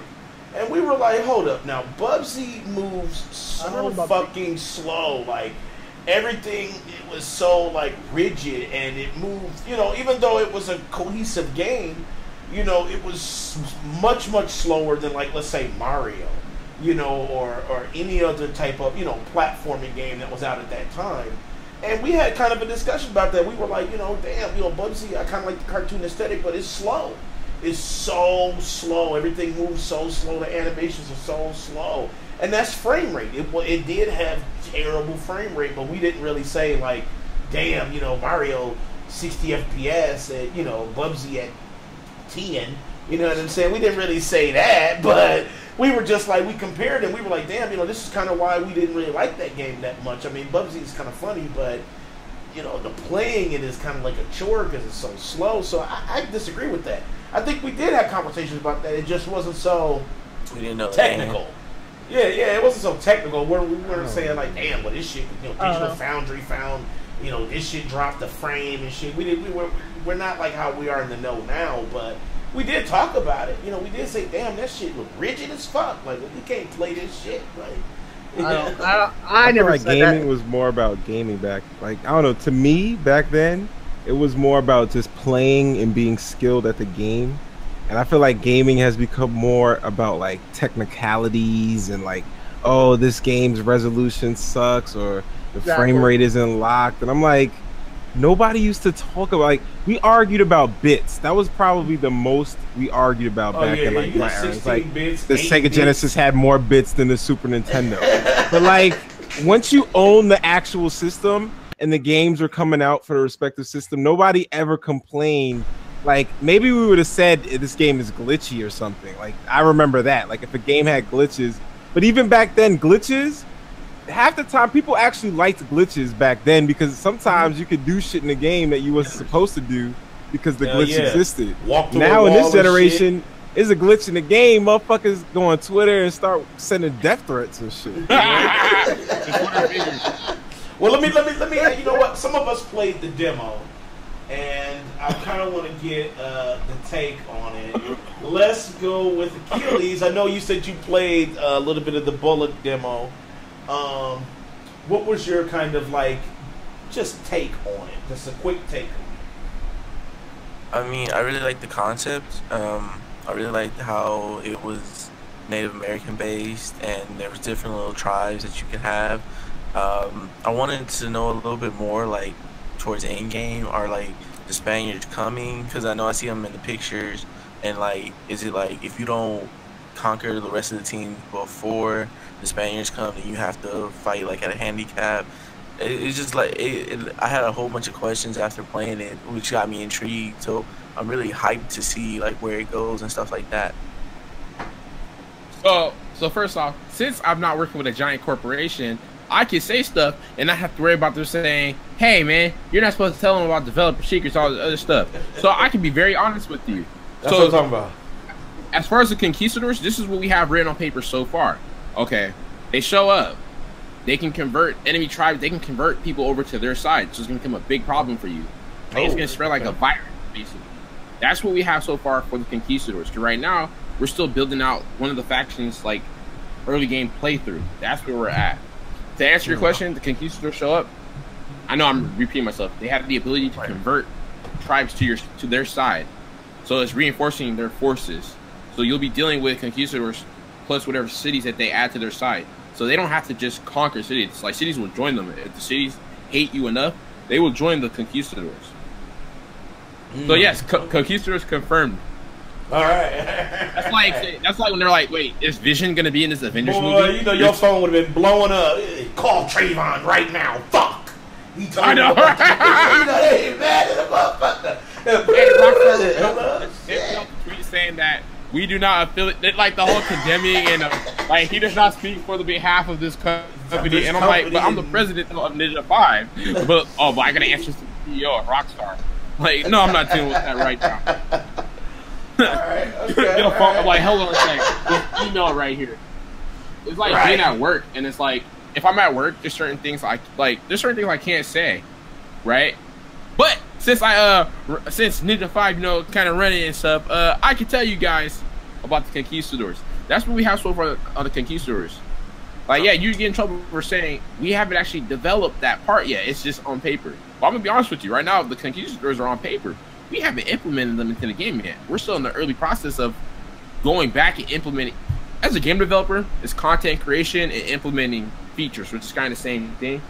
So we're building new stuff while at the same time we're at that point now where we have enough content and enough resources in the game where we can actually go back now to our idea sheet and actually implement them. Like, we're just now like creating the UI for the barracks where you can customize the warrior.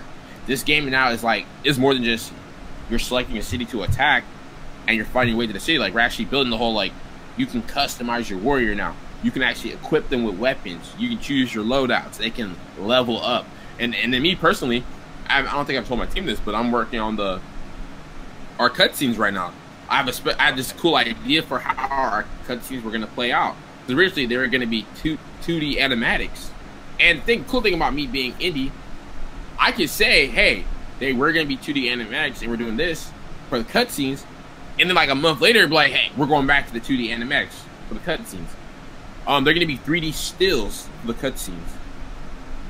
Okay, all right. I can say that because I'm indie. Sound dope, though. That would be nice. Right. Like a nice intro with the fucking, have Bullet come out just like blood and shit. You got the conquistador fucked up. That would be dope, actually. Oh, it would look cool. You guys play Dishonored 2? No, but I wanted to play it. No. Okay. I played the first. If you play Dishonored 2, I would be able to do a better job of explaining the 3D stills. It's just, imagine if you're looking at like a. Dang, I'm not sure how else to explain it. You'll see once we have it ready, you'll be able to see how the cutscenes work. You know what? Atelier Iris, that RPG series, uses those 3D stills for their storytelling. You ever heard of that game? Atelier? What's it called? Atelier Iris. Imagine 3D still with narration. How do you spell it? Hold on, let me pull it up here because it's one of those. It's one of those where I'm trying to remember how it's spelled. It's like Atelier. Is it a Japanese RPG? Yes, it is. Yep. Okay, yeah, it does sound like a Japanese RPG. Hold on. Yeah. Artillery. Oh, I found it now. Eternal Mana. Oh my god. What they got? Artillery, Eternal Mana. They got Artillery Sophie, Artillery Alchemist. There's a bunch of games in that series, but they use kind of something similar to that. Yeah, they use the 3D stills, but some of their 3D stills are like 2D as well. So they'll go back and forth, mix between them depending on the situation. There was another game called. It was a God of War type of game. It was called Darksiders. No, it had the main protagonist was black. It's called. It wasn't Heavenly Sword, was it? No, it's what is it called? I don't know what it's called. And it wasn't Prototype. Right? No, Prototype was the shit, but no, it's called. If I can get it. Because I'm telling you, Marlo Briggs. It's called Marlo Briggs and the Mask of Doom. And actually, I think that's got a Mayan mask. I think they're actually using that, but it's different. It's not like it's more of a curse that was bestowed on the main protagonist. But it's called Marlo Briggs, and they used. Oh dang! Yeah, you see that? Now that game was actually pretty fucking dope. It was a good God of War type game, but it was. I hear about this. Hey man, you know I know a lot of obscure games, but Marlo is called Marlo Briggs, and he's trying to save his, basically kind of a generic plot. It's like his girlfriend's kidnapped or whatever, Right. But they use kind of some 3D stills a little bit. They had some animated, some kind of 3D stills, but not to a major effect. But right. Yeah. But I guess this is obscure. It's really obscure, but you should check it out, man. When you get a chance, it's fucking dope too, man. I'm gonna check this out. Now, there's another question. I was like, how did I miss out? That's the best way to explain how our cutscenes are gonna work at the moment. Okay, but I'm supporting that shit. I like that. It's kind of gives you kind of like a storybook aesthetic. So I do like a good narrative, Yeah. Now, it's historical revelation. Is there projected That's the whole release point. date? Oh, for the game? For Bullet? Yeah. I say 2019. 2019 is the best I can give you guys at the moment. I'm thinking probably towards the summertime. Okay. That's subject to change. What is the hardest part right now of development of the game? Like, what's the hardest part of it right now? I'm still waiting on that phone call from Rockstar. that email. I'm gonna give you at the moment. There we go. I'll give you your life back. Okay, so what is it? Which one? What's the hardest part of it right now? At the moment, right now, this figuring out how to optimize our frame rate, and then let's see, frame rate. The hardest thing right now. Oh, I can tell you what's the hardest thing besides the frame rate. Trying to figuring out how to optimize it and stuff. Back and forth between. So we have a deadline. The Kickstarter is in February, right? Now we have a certain deadline. But at the same time, I'm still trying to build our fan base up. So it's constantly reevaluating where we're at development-wise with the product, and then where our fan base is at. The better the product, the better our fan base. Like the more fans we can acquire. But at the same time, though, looking at what else I can do, marketing-wise, to help boost our fan base up. What moves can we make to boost the fan base? So switching back and forth. It's like, is the product progressing well? And I'm like, where's your fan base at? Because you can't go to crowdfunding and not have a fan base. It doesn't work like that. You can't release a game and not have a fan base. That's how games flop. True. That's kind of like the hardest thing at the moment. Have you thought about paying like some of these like major like gaming outlets, kind of like GameSpot or something like that, to kind of get featured? Like not really, but just kind of like kind of like an ad type thing. Like I'm gonna pay them to kind of mention it a little bit. Because I know sometimes there's some of those deals that go on in the background. Have you thought about that?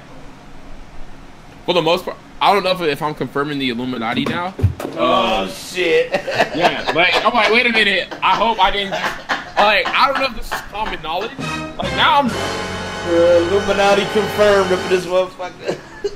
like now I'm really thinking about like, wait, is this common knowledge or not? So this is gonna be weird.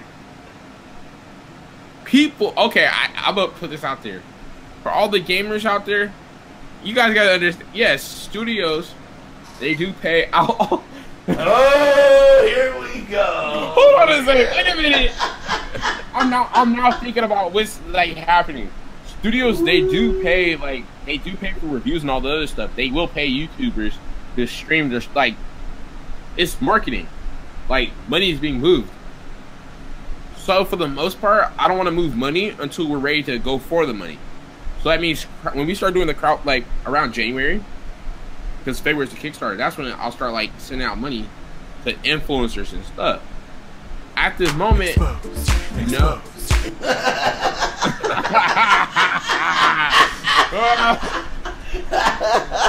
It's the marketing to basically simplify. Like, I don't plan on putting money into the marketing until January because that's when we have the Kickstarter.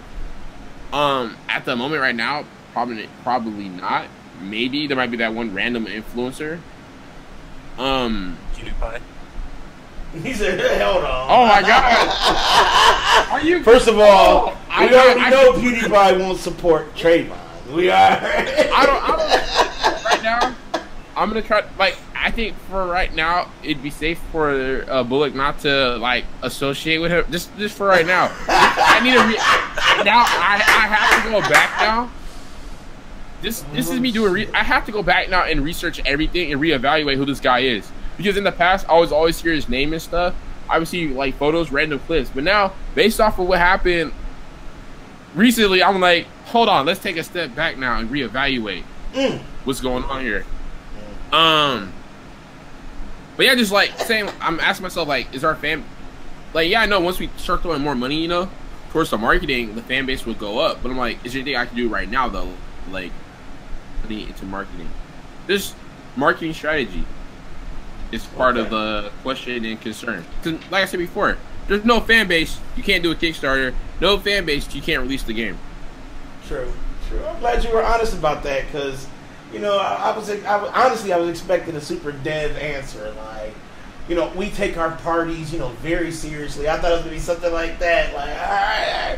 But you came with some real shit. I appreciate that. All right, let me ask you this. This is kind of a personal question. I'm trying to get our panel in on this. Can one of us become an enemy in the game? Like, is it possible one of us can, like, maybe become a boss or, like, maybe like a shitty minion or something? I would love to, like, fight Akeyles. Like, you know what I'm saying? Like, or cool Cat Terri, like, having Terri enemy. Chop, you know, is chop Mike's head off. Yeah. Like, can that happen or what? Like I said, waiting on that call from. That's not Rockstar calling me, by the way. Oh yeah, they calling you right now. I know, right? Whatchamacallit? Yes. Yeah. Conquistadors, of course. Yeah, I was discussing this with my finance director. Conquistadors are the easiest people to implement as like.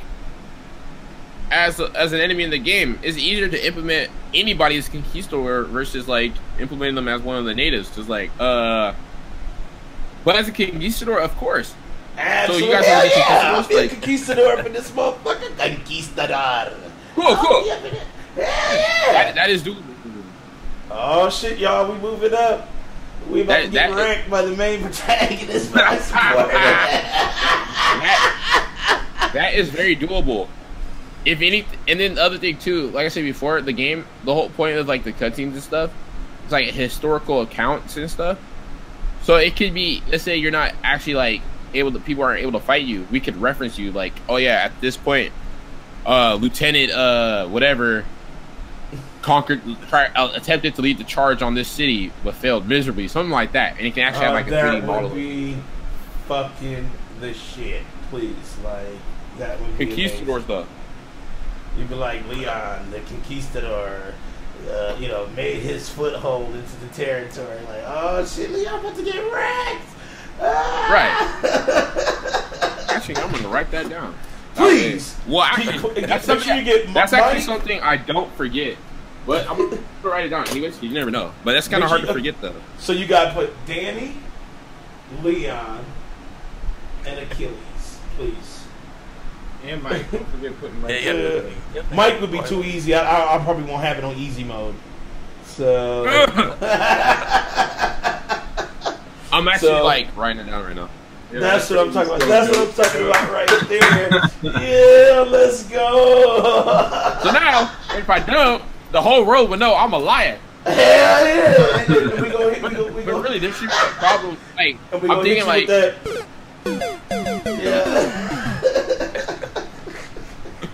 like that should not be a problem whatsoever. And I'm thinking like, wait, that's not a problem, right? Like that should be very just because it's a matter of because I get to kill Mike in the game, right? Well, this is why in the game, like the officers and stuff, right? Like, okay, we're still working on the classifications of certain enemies, ending ranks, right? We can assign names to them, like that's not a problem. And then since we're computers, we can mold the likeness. Like I was just thinking about that, but like for a regular enemy, that wouldn't work. Did that answer your question? Yes, it did. Okay. I was trying to think, like, how many conquistadors are going to be in the game that are nameable versus how many people want to be conquistadors in the game. All right. But you guys have first dibs, though. You guys have first dibs. Oh, hold on a sec. Yes. Free copy of release. That, too.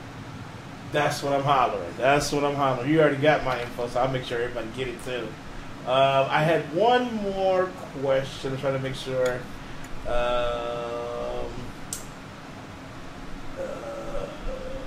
Okay, so you did say that you were kind of inspired by some of like the old school like RTS type games. What was the inspiration for the whole like Mayan?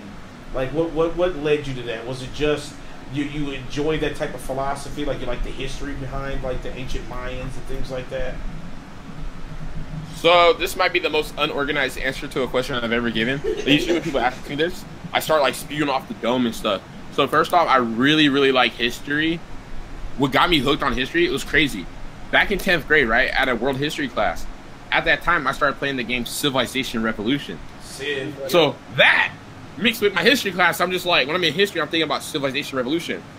And I'm just like, oh my god, this is so cool, being able to play history in video games and stuff. So that started my fascination with history. So this is a historical game mixed with elements of magic. I like the idea of taking historical stuff and adding supernatural stuff to it. With the Mayans, well, so when I seen Apocalypto, right, a long time ago, and one of the things that caught my attention was the painted temples, right? But I had forgot about it. Yeah. Right, I forgot about it. And then I remember in creative writing, right? I'm just like I said before, this is gonna be great, just organized. Basically doing research on the Mayans, just Googling them and seeing random paintings, right? Random paintings of their temples with painted colors on them. I'm like, wait, they actually had color on their temples? Hold on. So then, as I kept seeing this pattern over and over again, I was like, wait a minute. I started looking at what the temples look like now. And I'm just like, the temples, the color faded over, this is over 500 years, 1,000 years and stuff, right? Like, a lot of their temples are like over 1,000. They come from like the 800 AD, 500 AD. Like, one of the cities, like this El Mirador, is from BC. Like, that's a long time for paint to fade. You look at objects that we have now and how long it takes for their paint to fade. Like, imagine over thousands of years, or hundreds of years, decades. And it's being exposed to all the weather and stuff. So that caught my attention. And I was like, I wonder what it was like to inhabit that. And then notice, and I even asked my instructor, I was like, are there any games that feature the Mayans? Well, they're actually called the Maya. And the Aztecs, he's like, not really. Like, not many games. And then what made me mad was, usually games that feature those cultures, they're usually like puzzle games. And I'm like, why would you waste culture on a puzzle game? That's true. That is true, though. They are all like fucking like phone puzzle games.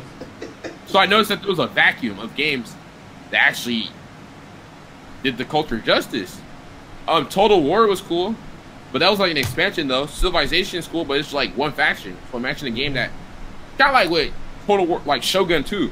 Shogun 2 takes place in Japan. It's just Japan. So I'm like, imagine it was a game like that, but it's just the Mayan area from Mexico to Guatemala, Honduras, and Belize. That kind of stuff. It'd be beautiful, though. All those lush forests and shit. Yeah. Exactly. And they have this fascination with, like, building tropical environments and stuff. So that, too, added in with the, me wanting to build this kind of game. And then the Macueto, the weapon. You guys know what the Macueto is, right? It's like a sword bat, right? Or something like that, right? It's kind of like a mallet type. Or is it, you talking about with the obsidian in it? It has the obsidian shards? Yeah, exactly. I seen that, and I'm like, whoa, they use obsidian weaponry. They don't really use metal. Well, like, there was a culture that was, like, in the enemy empire of the Aztecs. They're called the Tarsacans. There's Michoacan, right? You know where Michoacan is at in Mexico? I'm not too sure. Okay, Michoacan, right? That's where this empire used to be at, and they stopped the Aztec advance. They, like, literally, it was a disaster for the Aztecs. They tried to, like, expand that way towards them, like, up north and stuff, right? And they failed miserably. Like, the emperor, he barely survived. It was a terrible campaign. It forced them to reroute and go south to try to conquer people in the Mayan area and stuff. They had, like, metal weapons. Like, they used some metals and stuff. But for the most part in that region, there wasn't really that much metal for weaponry. So it was different elements of that catching my attention. The other thing, too, you guys be like, what? So you guys ever watch Avatar: Last Airbender? Yeah, Avatar, yeah. Yes. You remember the Sun Tribe or the Sun Warriors or what are they called? Yeah. You remember them? Yeah, I believe they're called Sun Warriors. Mm-hmm. They're like the original Firebenders, and I'm watching them on TV, like rewatching the episodes, and I'm like, they look familiar. And I did research, and then it said they were based off like the Maya, like those kind of cultures and stuff. I was like, wait a minute, imagine if you had these firebending Mayans. Wait a minute. And then plus, like, that's part of it. I'm like, wait a minute. And if I was working for Rockstar, I couldn't say that. So that's why I chose the Mayan culture. Well, that's part of the reason why I chose the Mayan culture. Okay, all right. That's pretty sweet, man. I mean, I'm glad that you kind of looked at more of the history behind it instead of just the aesthetic. Because, you know, a lot of these developers, just like you said, they'll do, like, puzzle games, and it's just the aesthetic. It's like, okay, they have the big Maya coin, or the, you know, the giant, like, statue heads and shit like that, or some of their buildings, but then they overlay it with, like, the puzzle. And that's really all it is. It's not really anything historic about it. It's just the puzzle. That's the other thing, too. It's why I'm excited about this game, because, like, with our cutscenes and stuff, and even, like, loading screens, we'll randomly be able to add a story to what we'll be able to add a magical element to, like, certain aspects of the stories. Like, I'll give you an example. There's these two ancient. Say what? Oh, go ahead.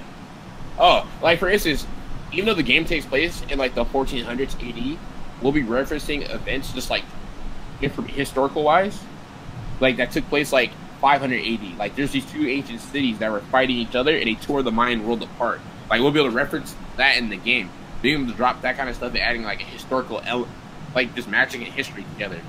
Saying like this had an influence on what's going on now. Like I can't wait for that. I got a question. How strong is Bullock? Like, he seems like a pretty like fucking strong ass dude. Like, is he somebody that's comparable to like let's say Kratos, or is he? Like, I knew you were gonna go there. You know I'm gonna go there, man. You know I'm gonna go there. So like say if him and Kratos like squared up. I know that's your baby. So, I know that's your baby. But who would win? Yeah, Kratos. So here's the problem. Kratos will win, and I'm gonna tell you guys. Hey, can you play whatever music you guys play when stuff like this happens, and I'm gonna tell you why. All right, well, here we go. There we go. I'll wait for the dun dun dun. Oh, it's coming. It's coming. No, the other one. No, when I did the Illuminati. And you are failing on the sound effect. Am I failing? You mean this? Is that what you're looking for? Yeah. The reason why Kratos is way stronger, it goes back to the game. So Bullock Mayan Warfare is named after the Mayan god of war, right? The god of war sacrificed Bullock Chop Ton. Because remember, blood is sacrifice, they drive the civilizations of those regions, Mesoamerica. Blood sacrifice, it drives it. blood magic in the game. It powers your magic and stuff. The game is named after him, but you don't play as him. The warriors you use, because in the game you'll end up being able to switch out warriors. Oh, okay. Like that's okay. Yeah. They're amplified by blood magic. That's the whole point. You're getting the super powered warrior. They're amplified like by blood magic. Like like with a Witcher, how he goes through mutations, or like a Jedi or something, or like a super soldier. Like we're using blood magic to turn these normal warriors into super warriors. That's how these that's how the main factions are able to advance in the game, like advance so much because of blood magic. And I want to tie that to the story of the game of what happened hundreds of years prior. The two historical cities that actually exist for the Maya, that they had access to blood magic, and that's how they were able to conquer so many different areas. And I want to even throw in the Aztecs, just refer to them saying that the Aztec tribe, the Mexica, they rediscovered blood magic and they're able to conquer everything else. So these are just super soldiers. So a super soldier versus the God of War, of course the God of War is going to win. You're right. Okay. All right. But I had to ask you though. Go ahead. What was that? Yes. Okay, so is there going to be any character progression? You mentioned that there are going to be multiple characters that you play with. Is that new character that you introduce going to be stronger, or have more combos, more executions, things like that? You play XCOM? Executions? No, I don't. Okay. Anyone here play XCOM? Any of the XCOM games? Yeah, XCOM. Yeah, I play XCOM for sure. Yeah. So here's the deal. So in XCOM, right, you had different soldiers. You get to name them. You get to customize them, do whatever. They had different ways of progressing. They had like different classes and stuff, right? Yeah, permadeath. XCOM was big on that. Yeah, there'll be permadeath in this thing. So, shit. So these are warriors. They're not like characters in the sense of like, I'm gonna go back to Mass Effect, right? You have Shepard, you have Kaden, you have Ashley. It's not like that. No, these are warriors that you customize and stuff. And obviously the progression, like the character progression, it's not gonna be as deep as other games. But it's the fact that they can specialize in different weapons, that you can equip different skills to them. That's the whole point. So one warrior might be really good at using the spear, whereas the other warrior will be really good at using the Macuelo. The whole point is this. So initially, when you start off with the game, you have access to 3 to 4 warriors that you can swap in and out. They're kind of like your lives, right? So if all 4 warriors are dead, you lose the battle. So either you lost the city or you did not conquer the city. The battle's over. You lost it. Over the course of the game, you unlock tech that allows you to bring more warriors into battle. You swap them out, but you customize them so they're different. Like I said before, one warrior, it's like you're building a squad or something. One warrior's good at using the spear. Another warrior's good at using the Macuelo. The other warrior's really good at using blood magic. That sounds very, very interesting. That spawned another question. Yes. Are there going to be different situations in the game where the spear is going to be preferred, or the Macuelo is going to be preferred? We were actually just discussing that. Mostly when it comes to dealing with different enemy types. So, for example, there's an enemy. It's a commanding unit, so it's higher up there. It auto blocks, right? So you can't just use a regular attack so you have different options on how to encounter it. So you bring someone along with the great sword, because I don't know if you guys noticed this, but the great sword, the giant sword, the big sword, yeah. I know you guys encountered the red Jaguar Knights in the game. You encountered them, right? Yes. Now you know how you try to block and they cut right through you. You remember? You guys noticed that? Yeah. Hell yeah, I did. I raged on that shit too. I'm like, this is some bullshit. What the fuck? I'm losing. Anyone with the great sword can cut through shields, right? So you either bring a warrior along that can use that has the great sword equipped. The other option was, I believe, was using magic too, or just rolling behind them and attacking them. So there's different ways. Dude, I was spamming the shit out of that fireball, man. I was fucking that dude. I was like, like, fuck that. He keep killing me. So I'm about to wreck his shit. Yeah, right now you can switch through weapons, but in the final game though, you're not gonna be able to cycle through all the weapons. Like a warrior can only have so many weapons on them, so you might only just be stuck with the spear and like the knight. So it's bringing out the right loadouts. It's kind of like an XCOM. You want to bring a heavy along, so if like a mech enemy attacked you, you can use a rocket launcher versus using a shotgun. Right. Oh, okay. I get it. Okay. So it's definitely like, make sure you plan it out, because if you're going for the attack or you're going for the defense, you don't want to get stuck and you know you have a sword, you know, you have one of your sword characters, and he's blocking everything. You have to constantly try to maybe get behind him or try to catch him off guard so you can even damage him. Whereas, you know, somebody with magic, you know, they got high magic attack, and their blood magic is like wrecking their shit. So, you know, you may want to go, okay, well, next time I know that if this guy is coming like this, then I definitely need to make sure I got my magic guy out there instead of, you know, my main, you know, sword warrior or my main spear, you know, warrior. Exactly. It's pre-battle like planning. Like before each battle, you'll be able to like select like who goes into battle and stuff. We're even considering adding like intel. So if you got intel on what's going on, like you have scouts, they tell you like, hey, these people are on the battlefield, like these units and stuff. These are who you'll encounter. So we're considering that. Wanted to make it feel like, yeah, you're actually planning out a battle. Like there'll be pre-battle planning. Wow, that's pretty damn good. I'm hyped about that shit. So you know, yeah, for sure, man. I'm hyped, and you know, we get to be enemies. Yeah, so we get to. That's the plan. I just said it on the world stage. I just said you already know, and it's locked. It's locked in. There we go. All right. So like, now, oops, the spots are taken now. Hell yeah! Oops, sorry for y'all. We already got them. Okay, so now we have this segment called Potluck News. It's just basically a bunch of random news tidbits and about, you know, just around the gaming industry. So let me start with the first one here. Xbox is releasing the Fat Original controller again. They're re-releasing it. So what you guys think about that? Like, is that necessary, or would you rather hear that they're coming out with a game? Let's start with Mike. What's up? So what you think about that? Re-releasing the Fat controller, the original Fat one for Xbox. That's cool. Microsoft. You think so? Did you like that controller back then? It was alright. I thought it was big. It was, like I said, it was okay. I like the 360 and I like the Xbox One controller. Fits my hands nice. What about you, Leon? I mean, personally, can y'all hear me? Yeah, No. I hear you. I just feel like, you know, the controller shit with Xbox has gone too fucking far. Like, I'm all for having like custom accessories and having dope accessories, but the thing with Xbox is like, I just feel like, why the fuck are we hearing as much about their games than their hardware? It's like, I get it that they got games. Mike, you had your moment to talk. Delayed. You know, they delayed a couple of games, so I get that, you know. But like, what about like what is going on right now? Like, I feel like they just gave up. They did. I just kind of feel like that. I just feel like they gave up. Like when I'm more excited for I'm more excited for Cuphead and Super's Lucky Tale than fucking Forza and any of their fucking big games that they're fucking pushing, like State of Decay and Sea of Thieves. I'm just not interested in waiting till the end of the year to play those games, you know?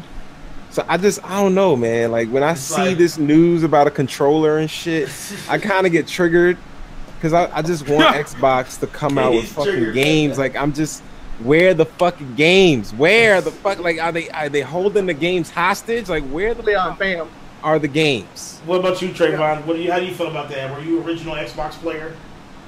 Yeah, like the original Xbox, I had that before I had a PS2. Like I remember, I had an Xbox and then Xbox 360. Like I didn't get a PS3 until like last year around, I forgot what month. Like I would always play when I was in Sacramento going to school and stuff. But like I said, for the most part, I would always own like an Xbox. Like I had the original PlayStation, but like I said before, for the most part, the original Xbox. In regards to this whole controller thing, yeah, it's cool for people who want to feel nostalgia and stuff. Right? But like Leon said, like, yo, what about the games though? Like, y'all give up? Like, come on now.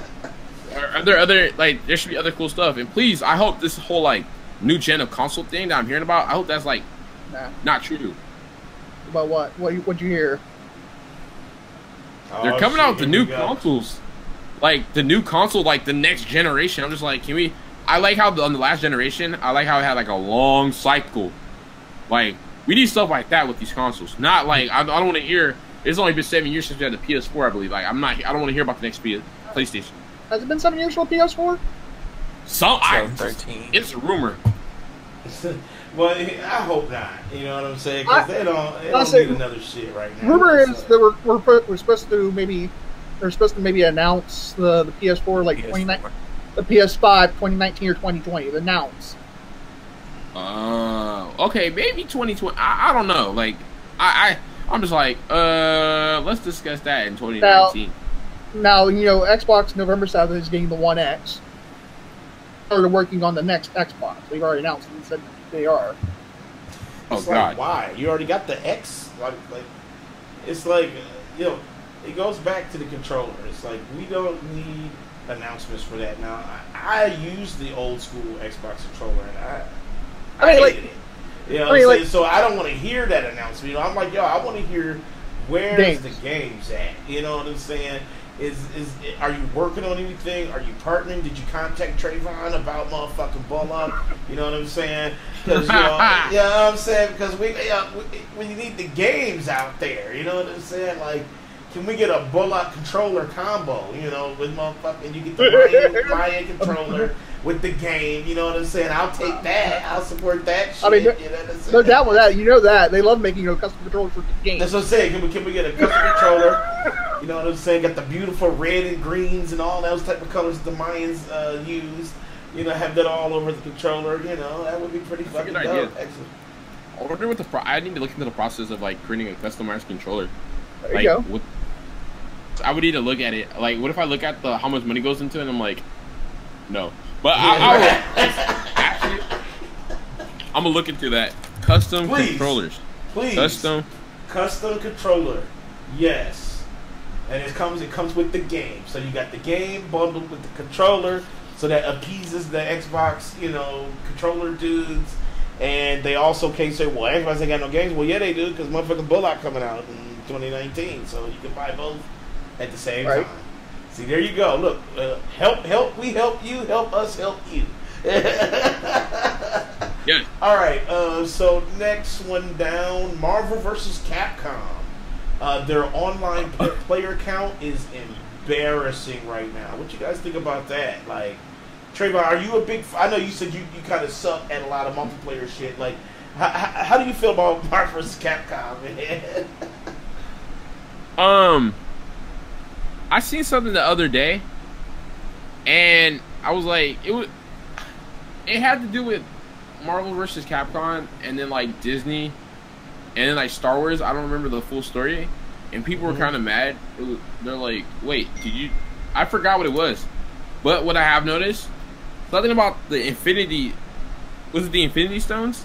Yeah, I think people got ripped off because I think they're like eggs or something. Like they look really, really cheap. Yeah, the collector's edition came with Easter eggs from Infinity Stones. Are you serious? Hold on, wait. Are you serious? Yeah, he's right. That's so disrespectful. Easter eggs? What the fuck? That's what people are saying they look like. Chaz is telling you the truth. It looks like Easter eggs. The stones do. Could they be fake plastic zirconians? I mean, goddamn, Easter eggs, really? That is so disrespectful. In regards to the player, I wonder like why they're online, like the player, like why is it so low? Well, my thought on that is mainly the Steam that they're counting, because that's the only thing they can count. And most people, I would assume, bought the fighting game for consoles just because of the history of fighting games on PC and how the servers never really are too good.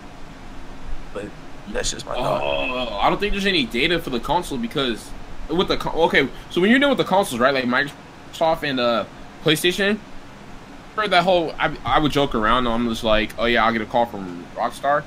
Kind of like that. With the consoles, they're a little more secretive. This is why we didn't get mods like until like we just got Skyrim mods last year, like on the console. Think about that. It's stuff like that. So I understand there not being any player data on the console, like the amount. And people, I would rather play a fighting game on the console than on the computer. That could be what it is. I honestly didn't follow the development of Marvel vs. Capcom. I barely. Yeah, Marvel vs. Capcom. It just kind of weird because it's like it came out and then people kind of were kind of hype about it and then it just died. And I think what it is, it's Dragon Ball. I blame Dragon Ball. I blame the new Dragon Ball game, and you already know I want that game bad as fuck. But I blame them because it's like once people got a taste of that, and then they kind of played Marvel vs. Capcom, it was like, wow, you know, Marvel vs. Capcom took some steps forward because actually the combat they said was pretty fucking solid. But like that player aesthetic, you know, is bad. Go ahead and check. Go ahead and check the platform Facebook Messenger, Danny. Can you tell me what you think? Let's see. What you put in. Just go take a quick look at it. Let's see. I'm trying to get in and shit. I don't know why I got kicked out of Messenger. I don't know why I did. Hold on. So what is it? Is it like? It's the picture of the eggs. Yeah, it's a picture of the eggs I sent you. Are you serious? Hold on. Let's go. He said, "Hold on, let's go." God, even Leon can. Yeah, I've seen it. I think when you buy collector's editions, Go ahead and say it, Leon. They dropped you off in bed, baby. For this. I didn't buy it. I didn't buy it either. Hold on. I just Wait a minute. Hold on. Collector's edition. Hold on. I just got kicked off of Facebook for posting that fucking meme with Conor McGregor. And the one. Hold on. Hold on. You know that one that said it literally says excuses that people will come up with after the fight, and I got a fucking mark on them that let me back in. Okay. Oh, whew. I was about to say like, God, I was gonna say that's really? some funny shit that you got reported again. That's some fucking. They did report it. They did. They got pulled, but they let me back on. They said I got to claim it's not nudity. It's not nudity. It's a fucking meme. It literally has Conor McGregor and Mayweather next to each other, and it says excuses the next day after the fight, and it's just a list of excuses. No nudity. But hold on, I can't get in, man. I'm trying to get in. It's like Messenger. It's like. Nope, they won't let you in. Hold on, fuck that. Use your. I can do it. I'm using my bullet powers right now. I was saying, use your soft. I've got blood magic. I'm about to get up in that bitch. Let's see. Blood magic. Think about you guys play. Who played Dragon Age Origins? Yeah, Dragon Age Origins. Yep. Oh, I played that. Great game. Remember that crazy moment when you realize you can sacrifice your own health, like for your spells? That's true. Or like that. Like that's the aspect. That's like the basic aspect of Bullock. You're like you're like, I'm low on mana. I'm low on blood, right? Let me sacrifice my health. But then you can also die from sacrificing too much health in the game. You didn't know that? I need to watch that. Yeah, I did that by accident too. Well, at least we know if the developer did it. I don't feel so bad if I accidentally did it. I did it by accident. I was like, whoa, wait a minute here. Mana. Or, I keep saying mana when I'm talking to people. It's more blood. I'm looking at this shit. This shit is super fucking garbage. Hold on, let me see if I can kind of put this up. If I can kind of put this up here, let's see. This is what the fuck they look like. I am so shitty. That is not no fucking gem. That's literally smooth ass eggs. Like, are you fucking serious? It's disrespectful. That's terrible. That's terrible. That's disrespect. That's disrespectful. And that was like, what was it, like $200 there, Leon, or what? I think it was around 200. Yeah. Yeah, $200. That's what you call out of pocket. Do you guys say that on the East Coast? Yeah, I say it. Yeah, I say it too. And I'm Midwest. I say out of pocket on the East Coast. Okay, cool, because that's very out of pocket. Like, I thought it was $60. I'm like, I'd be mad if I paid $60, $80 and I didn't know that. And you Like, get fucking yeah, Easter are you eggs? Yeah, so if you're looking like a collection edition, you're looking like around $200 for a collection. I would be so There's certain games you just don't buy the collectors for because. I already know I'm buying one collector's edition. What I will say, collector's editions have no reason to be that expensive. None of them do. What I will say is the Mega Man statue that comes in the Mega Man statue look pretty good. Yeah. And the Iron Man one looks dope. Yeah, they got fucking Captain Marvel looking crazy though. I would say some statues they put some really hard work into. But the Easter eggs though, Easter eggs. I mean, it's like your statues there, Terry. You put some really hard quality time into that. They're not worth $200, so no. No, they're not. But let's choose up front. I'm just saying. I don't know. It's just me though. I just think that majority of the stuff you get in collector's editions isn't worth the money. Like, it's not. Unless you're like a hardcore fan of that game. So I don't buy collector's Star Wars.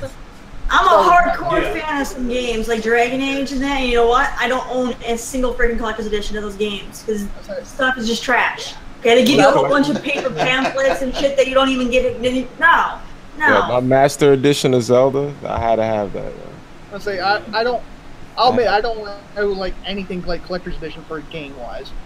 You know, speaking of Zelda, I'm glad you said that. Now I will be buying the collector's edition for Dragon Ball Fighter Z. Absolutely, me too. I'm getting that too. I already got it pre-ordered. Yeah, I'm getting that too. Like I said, I've never bought a collector's edition, but I am buying that. That Goku looks sharp.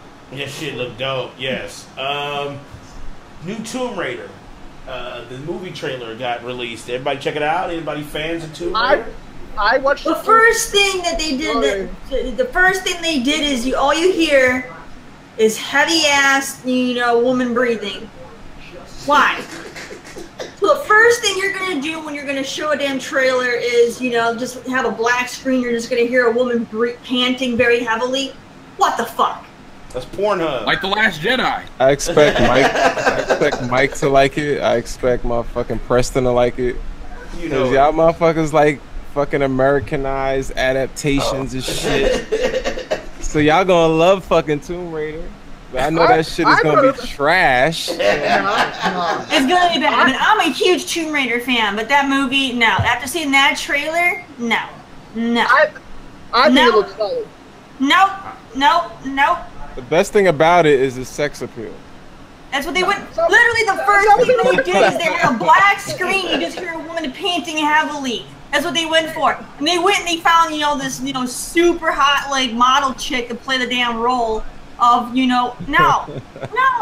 I support it. Shit, I thought she was fine as hell. Some of them motherfucking scenes look great. It looked like the reboot. Ain't got the Angelina Jolie. Yeah, shit, I supported it. Well, I wasn't even looking for the 6 girl. I thought maybe what drew me to it because it's going off of sex appeal. Ass and titties. The whole trailer was sex appeal. All they showed was. But like, I don't know if it was the art design or the cinematography. It was the ass and titties, nigga. That trailer was horrible. The trailer was horrible. It wasn't.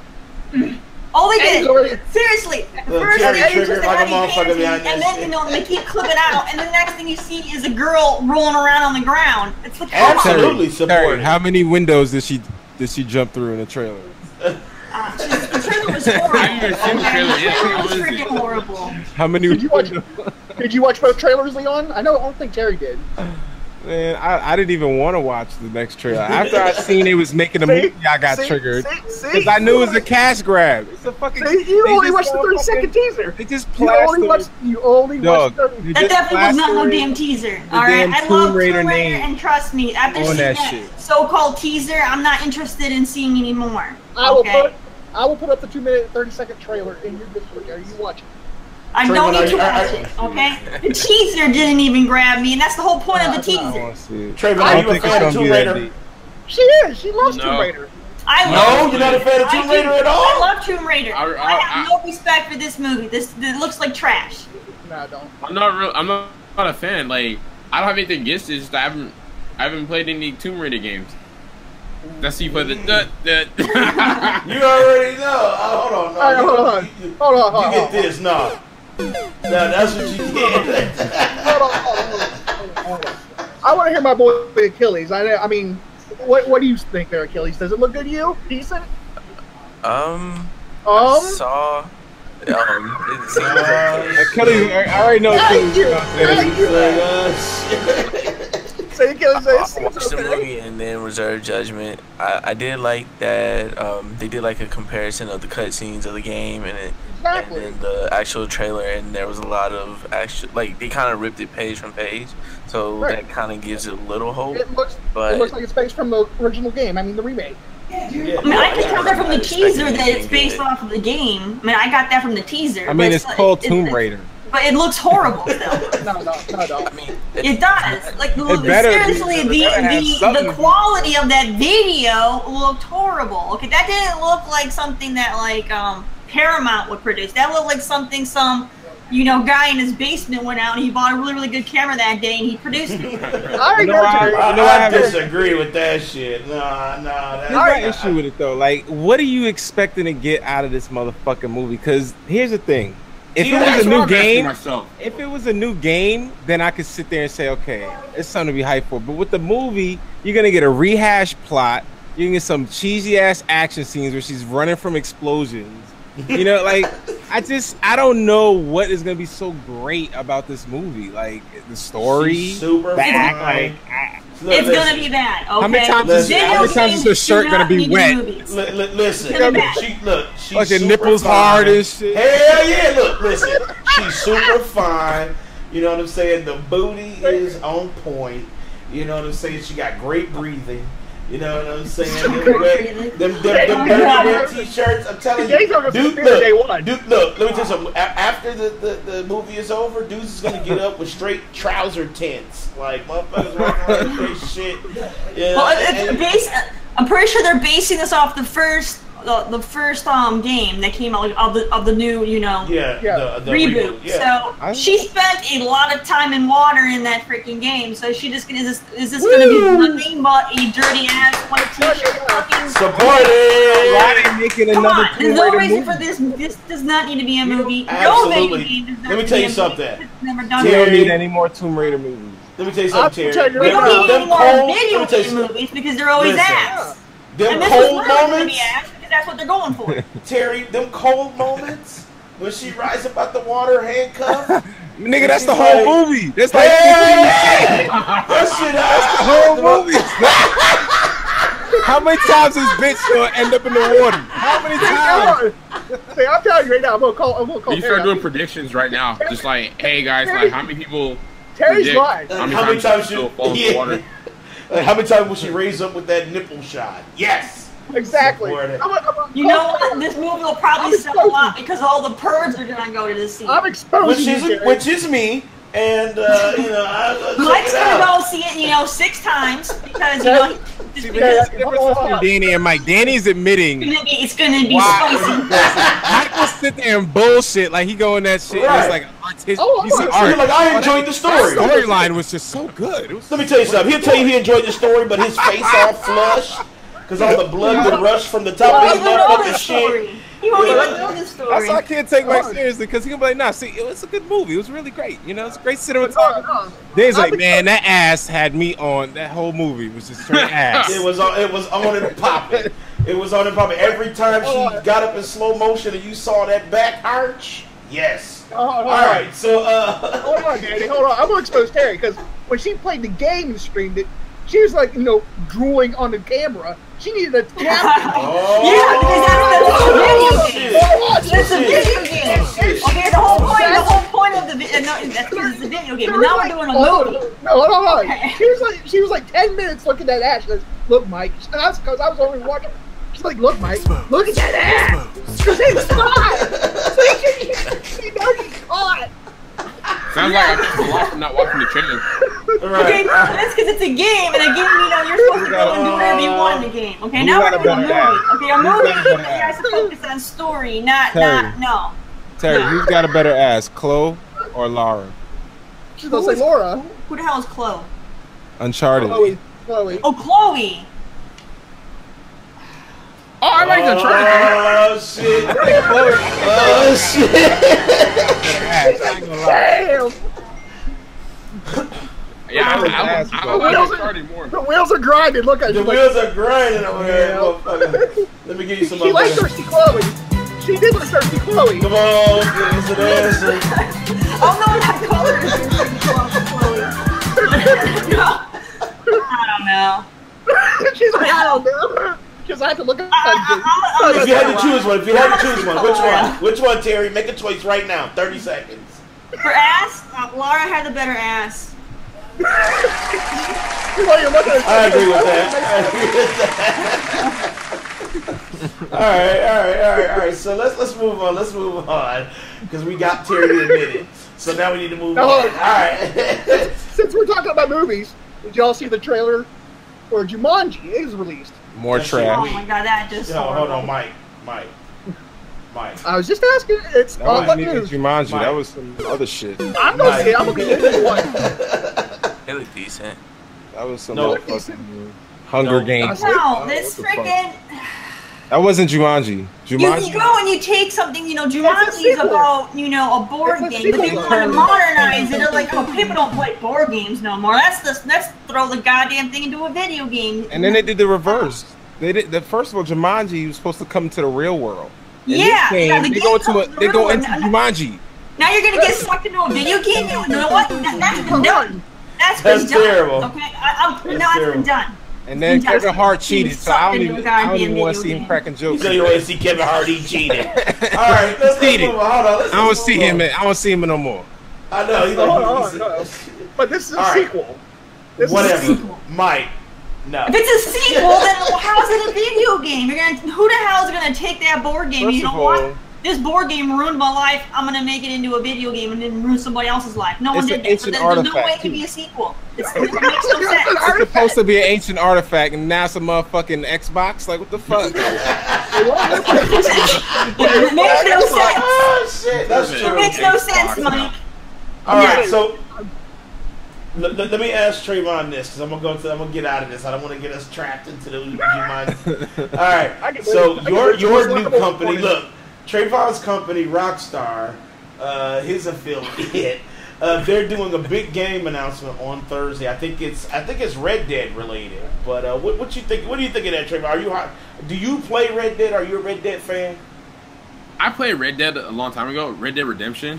I didn't finish the game, but I really liked it though when I was playing it. And when I was playing GTA 5, right? When you play as Trevor and you're in that like desert region, it kind of reminded me of that. It's a cool game. I've never beaten it before.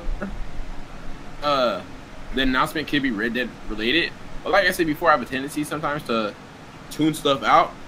So this is like, I'm like, wait a minute, let me look more. What was that? What was that? No clue. Oh, that's me over here. Don't worry about it. I'm about to say, goddamn, I that's just like Legend of Zelda flute. I'm like, what the hell is that shit? Mike's got that dial up. No, it's my police scanner. The fuck? I just got I this got no- iPhone. I'm like, I didn't even know it made that sound, but okay. Right, it's like, Yeah, you you take my have chicken, to they use fall, a it's like, what the police fuck? You have no use for a police scanner. Like, what are you gonna do? Are you gonna respond, Mike? Are you gonna respond to any of those I calls? need He's to Batman. You don't need a police. He said he's Batman. I need to know where the popo are. I need to know where the popo are. Why? He's a You're sitting in your vigilante. goddamn living room. Why do you need to know where they are at that moment? You're not going nowhere. Mike, I can't support that. I don't know what that is. I No, don't know. I what can't is? support. No, You what? are home most of the time. You don't need to know what the cops are unless they're in your I damn do. backyard. You don't know what I'm doing in my house. I could be making some crack or that. Hold on. Mike, I think that's your last life, dude. I think it is, man. Hold on, you get muted. Boom. Alright, so he's in a Mario timeout right now. Oh, dang. Yeah, you get muted. You only get 10 lives, and he's lost all of them. So he's muted like- right now. It's like Breakfast Club Donkey of the Day or something. Hell yeah. I don't know, Traevon, man. You only got 4 left, dude. You was close. you were close, man. But all right, so now we're at the end of our show. We do have our last segment is called Final Round. And let me explain it to you, Traevon, so you kind of get it. You may want to jump in. You may not. Just depends. But our final round is basically you get a moment. We can't say anything. We can't debate you. We can't say you're wrong. And you get a moment to vent. You can vent about anything in the game industry, something that you hate, maybe a trend that you don't like right now, call out a developer, whatever. But you get your moment, and you can choose to be in it or not. Usually we're triggered. I'm not that triggered this week, so I haven't, I'm not jumping in. But if you got something you're triggered about right now, you get the floor, man. Let me know when you're ready, because I got to cue you up. Let me know when you're ready. This is like when Birdman showed up with his like 20 goons. Or this is like when Kanye, when he said you ain't got the answers. Like, hold on a sec. Wait. You get to, if you want to vent about something, you get the whole floor. We cannot interrupt you. We can't say you're wrong. You are like absolutely right in this moment. So what? Yeah, man. Yeah. So if you want it, let me cue you up. Let me know when you're ready. I guess we can start now. Oh shit! Here we go. Oh shit! Oh shit! Ninja 5's lead developer Traevon has been welcomed into final round. Oh shit! You have the floor and go. And okay. I guess like if you post something and then the whole like people commenting back and stuff, like comments I don't really care. It's just don't say random dumb stuff that doesn't make any sense just to make yourself seem smart, you know? Like come on now. I can tell when a person is trying to sound smart. Like and I would hope everyone else can see that. That's like the only thing right now, like industry wise, that's like irking me attention to. Like when I'm in these developer groups on Facebook, like just anyone in general, like bro, do you know what you just said? You're just like your comment it's not based off of anything. Dang, I don't know. Like maybe if you would have asked me like, oh my, had this been like last year, maybe I'd have been. You've been super triggered. That's what it is. The only other thing I could think of would be BioWare. Give me back my Star Wars, bro. Like, give us our give me my single player Star Wars experience. I don't care about Anthem. You could have took all that money and put it into a new Star Wars, like imagine a single player Star Wars game, like a good Star Wars game, single player. So, I mean, Knights of the Old Republic, I don't know, do something. Man, I can't really think of anything. Extra triggered, like, for right now. Well, let me ask you this: what was the most triggering? I would say, what was the most triggering comment you've ever received on Twitter? On Twitter, obviously, that's the thing. That's so funny. Usually it's Instagram, Reddit, or Facebook. Like when I'm on Twitter, it's like me. Like I'll be on Twitter for a few days, and then I'll disappear for like months, and then come back. So it's like, hey guys, I'm back. Check this out. Blah blah blah blah. Like I think now I'm starting to stay on Twitter more. Things trigger me. What about Facebook? Like maybe like somebody says something, and you know how you try to keep your poise, but they just pushed your fucking button. Like you had to reply. What was that moment? What was that? Let me bring up Twitter. Let me bring up Reddit real quick. Let me see. Okay, homeboy didn't reply back. Oh shit! Here we go. All right, let me read the comment. Okay. Homeboy, hold on. Can you? I'm trying to see if it'll let me bring it up or not. So, dude was like, "I feel like you're trying to tackle a lot with this game, so much that I'm not sure what it is. I'm not sure how to give you feedback on it. Maybe if you could tell me more about it and how the hybrid between hack and slash strategy work. Tell me more about the art and the fighting system. What are you trying to do and what make this game awesome and unique?" Now, pause. This thread was post the link to your demo. So I said, ask for the feedback. I think the combat is a good start to get feedback. Ask for the art and fighting system. Well, because he was like, he doesn't know where to get feedback. And I'm like, bro, most of this demo is combat. Like, there's a lot you can get feedback on. So then I said, ask for the art and fighting system, which is the same as the combat. There's no need to explain. So unless you mean what is the point of fighting through the levels, if that's your question, then the description I placed with this post explains why you must conquer cities. What is it that you are trying to ask me? Because in the logline it says, a bullet mine warfare, you must wage war against rival mine warlords in a hack and slash strategy hybrid using primitive weapons and magic. I don't know how other that's like the most clear thing lately. I was like, dude, you're trying to sound smart. So I clicked on his name. I went to look at his comments, right? Okay, you know what? You got me started now. This is what I noticed, right? On Reddit or whatever. These people that leave these dumb comments, this feedback, it's supposed to be disguised as feedback and criticism. They're working on these whack games, like these whack games. They have no scope. They're just so whack, and they're trying to bring attention to themselves. I'm like, let me go see what he's building right now. I go and see. I'm like, this is kind of whack. Like, go away, go away. That's. Oh shit. Yeah, that's because it's like what anything else I could think of. I guess. Was there a moment where you got out of your comfort zone and you actually like was like fuck you, or like was there a moment where somebody was like, dude, you know, your shit is, you know, trash, you're trash, like, and you just had to go, you know what, you're fucking trash.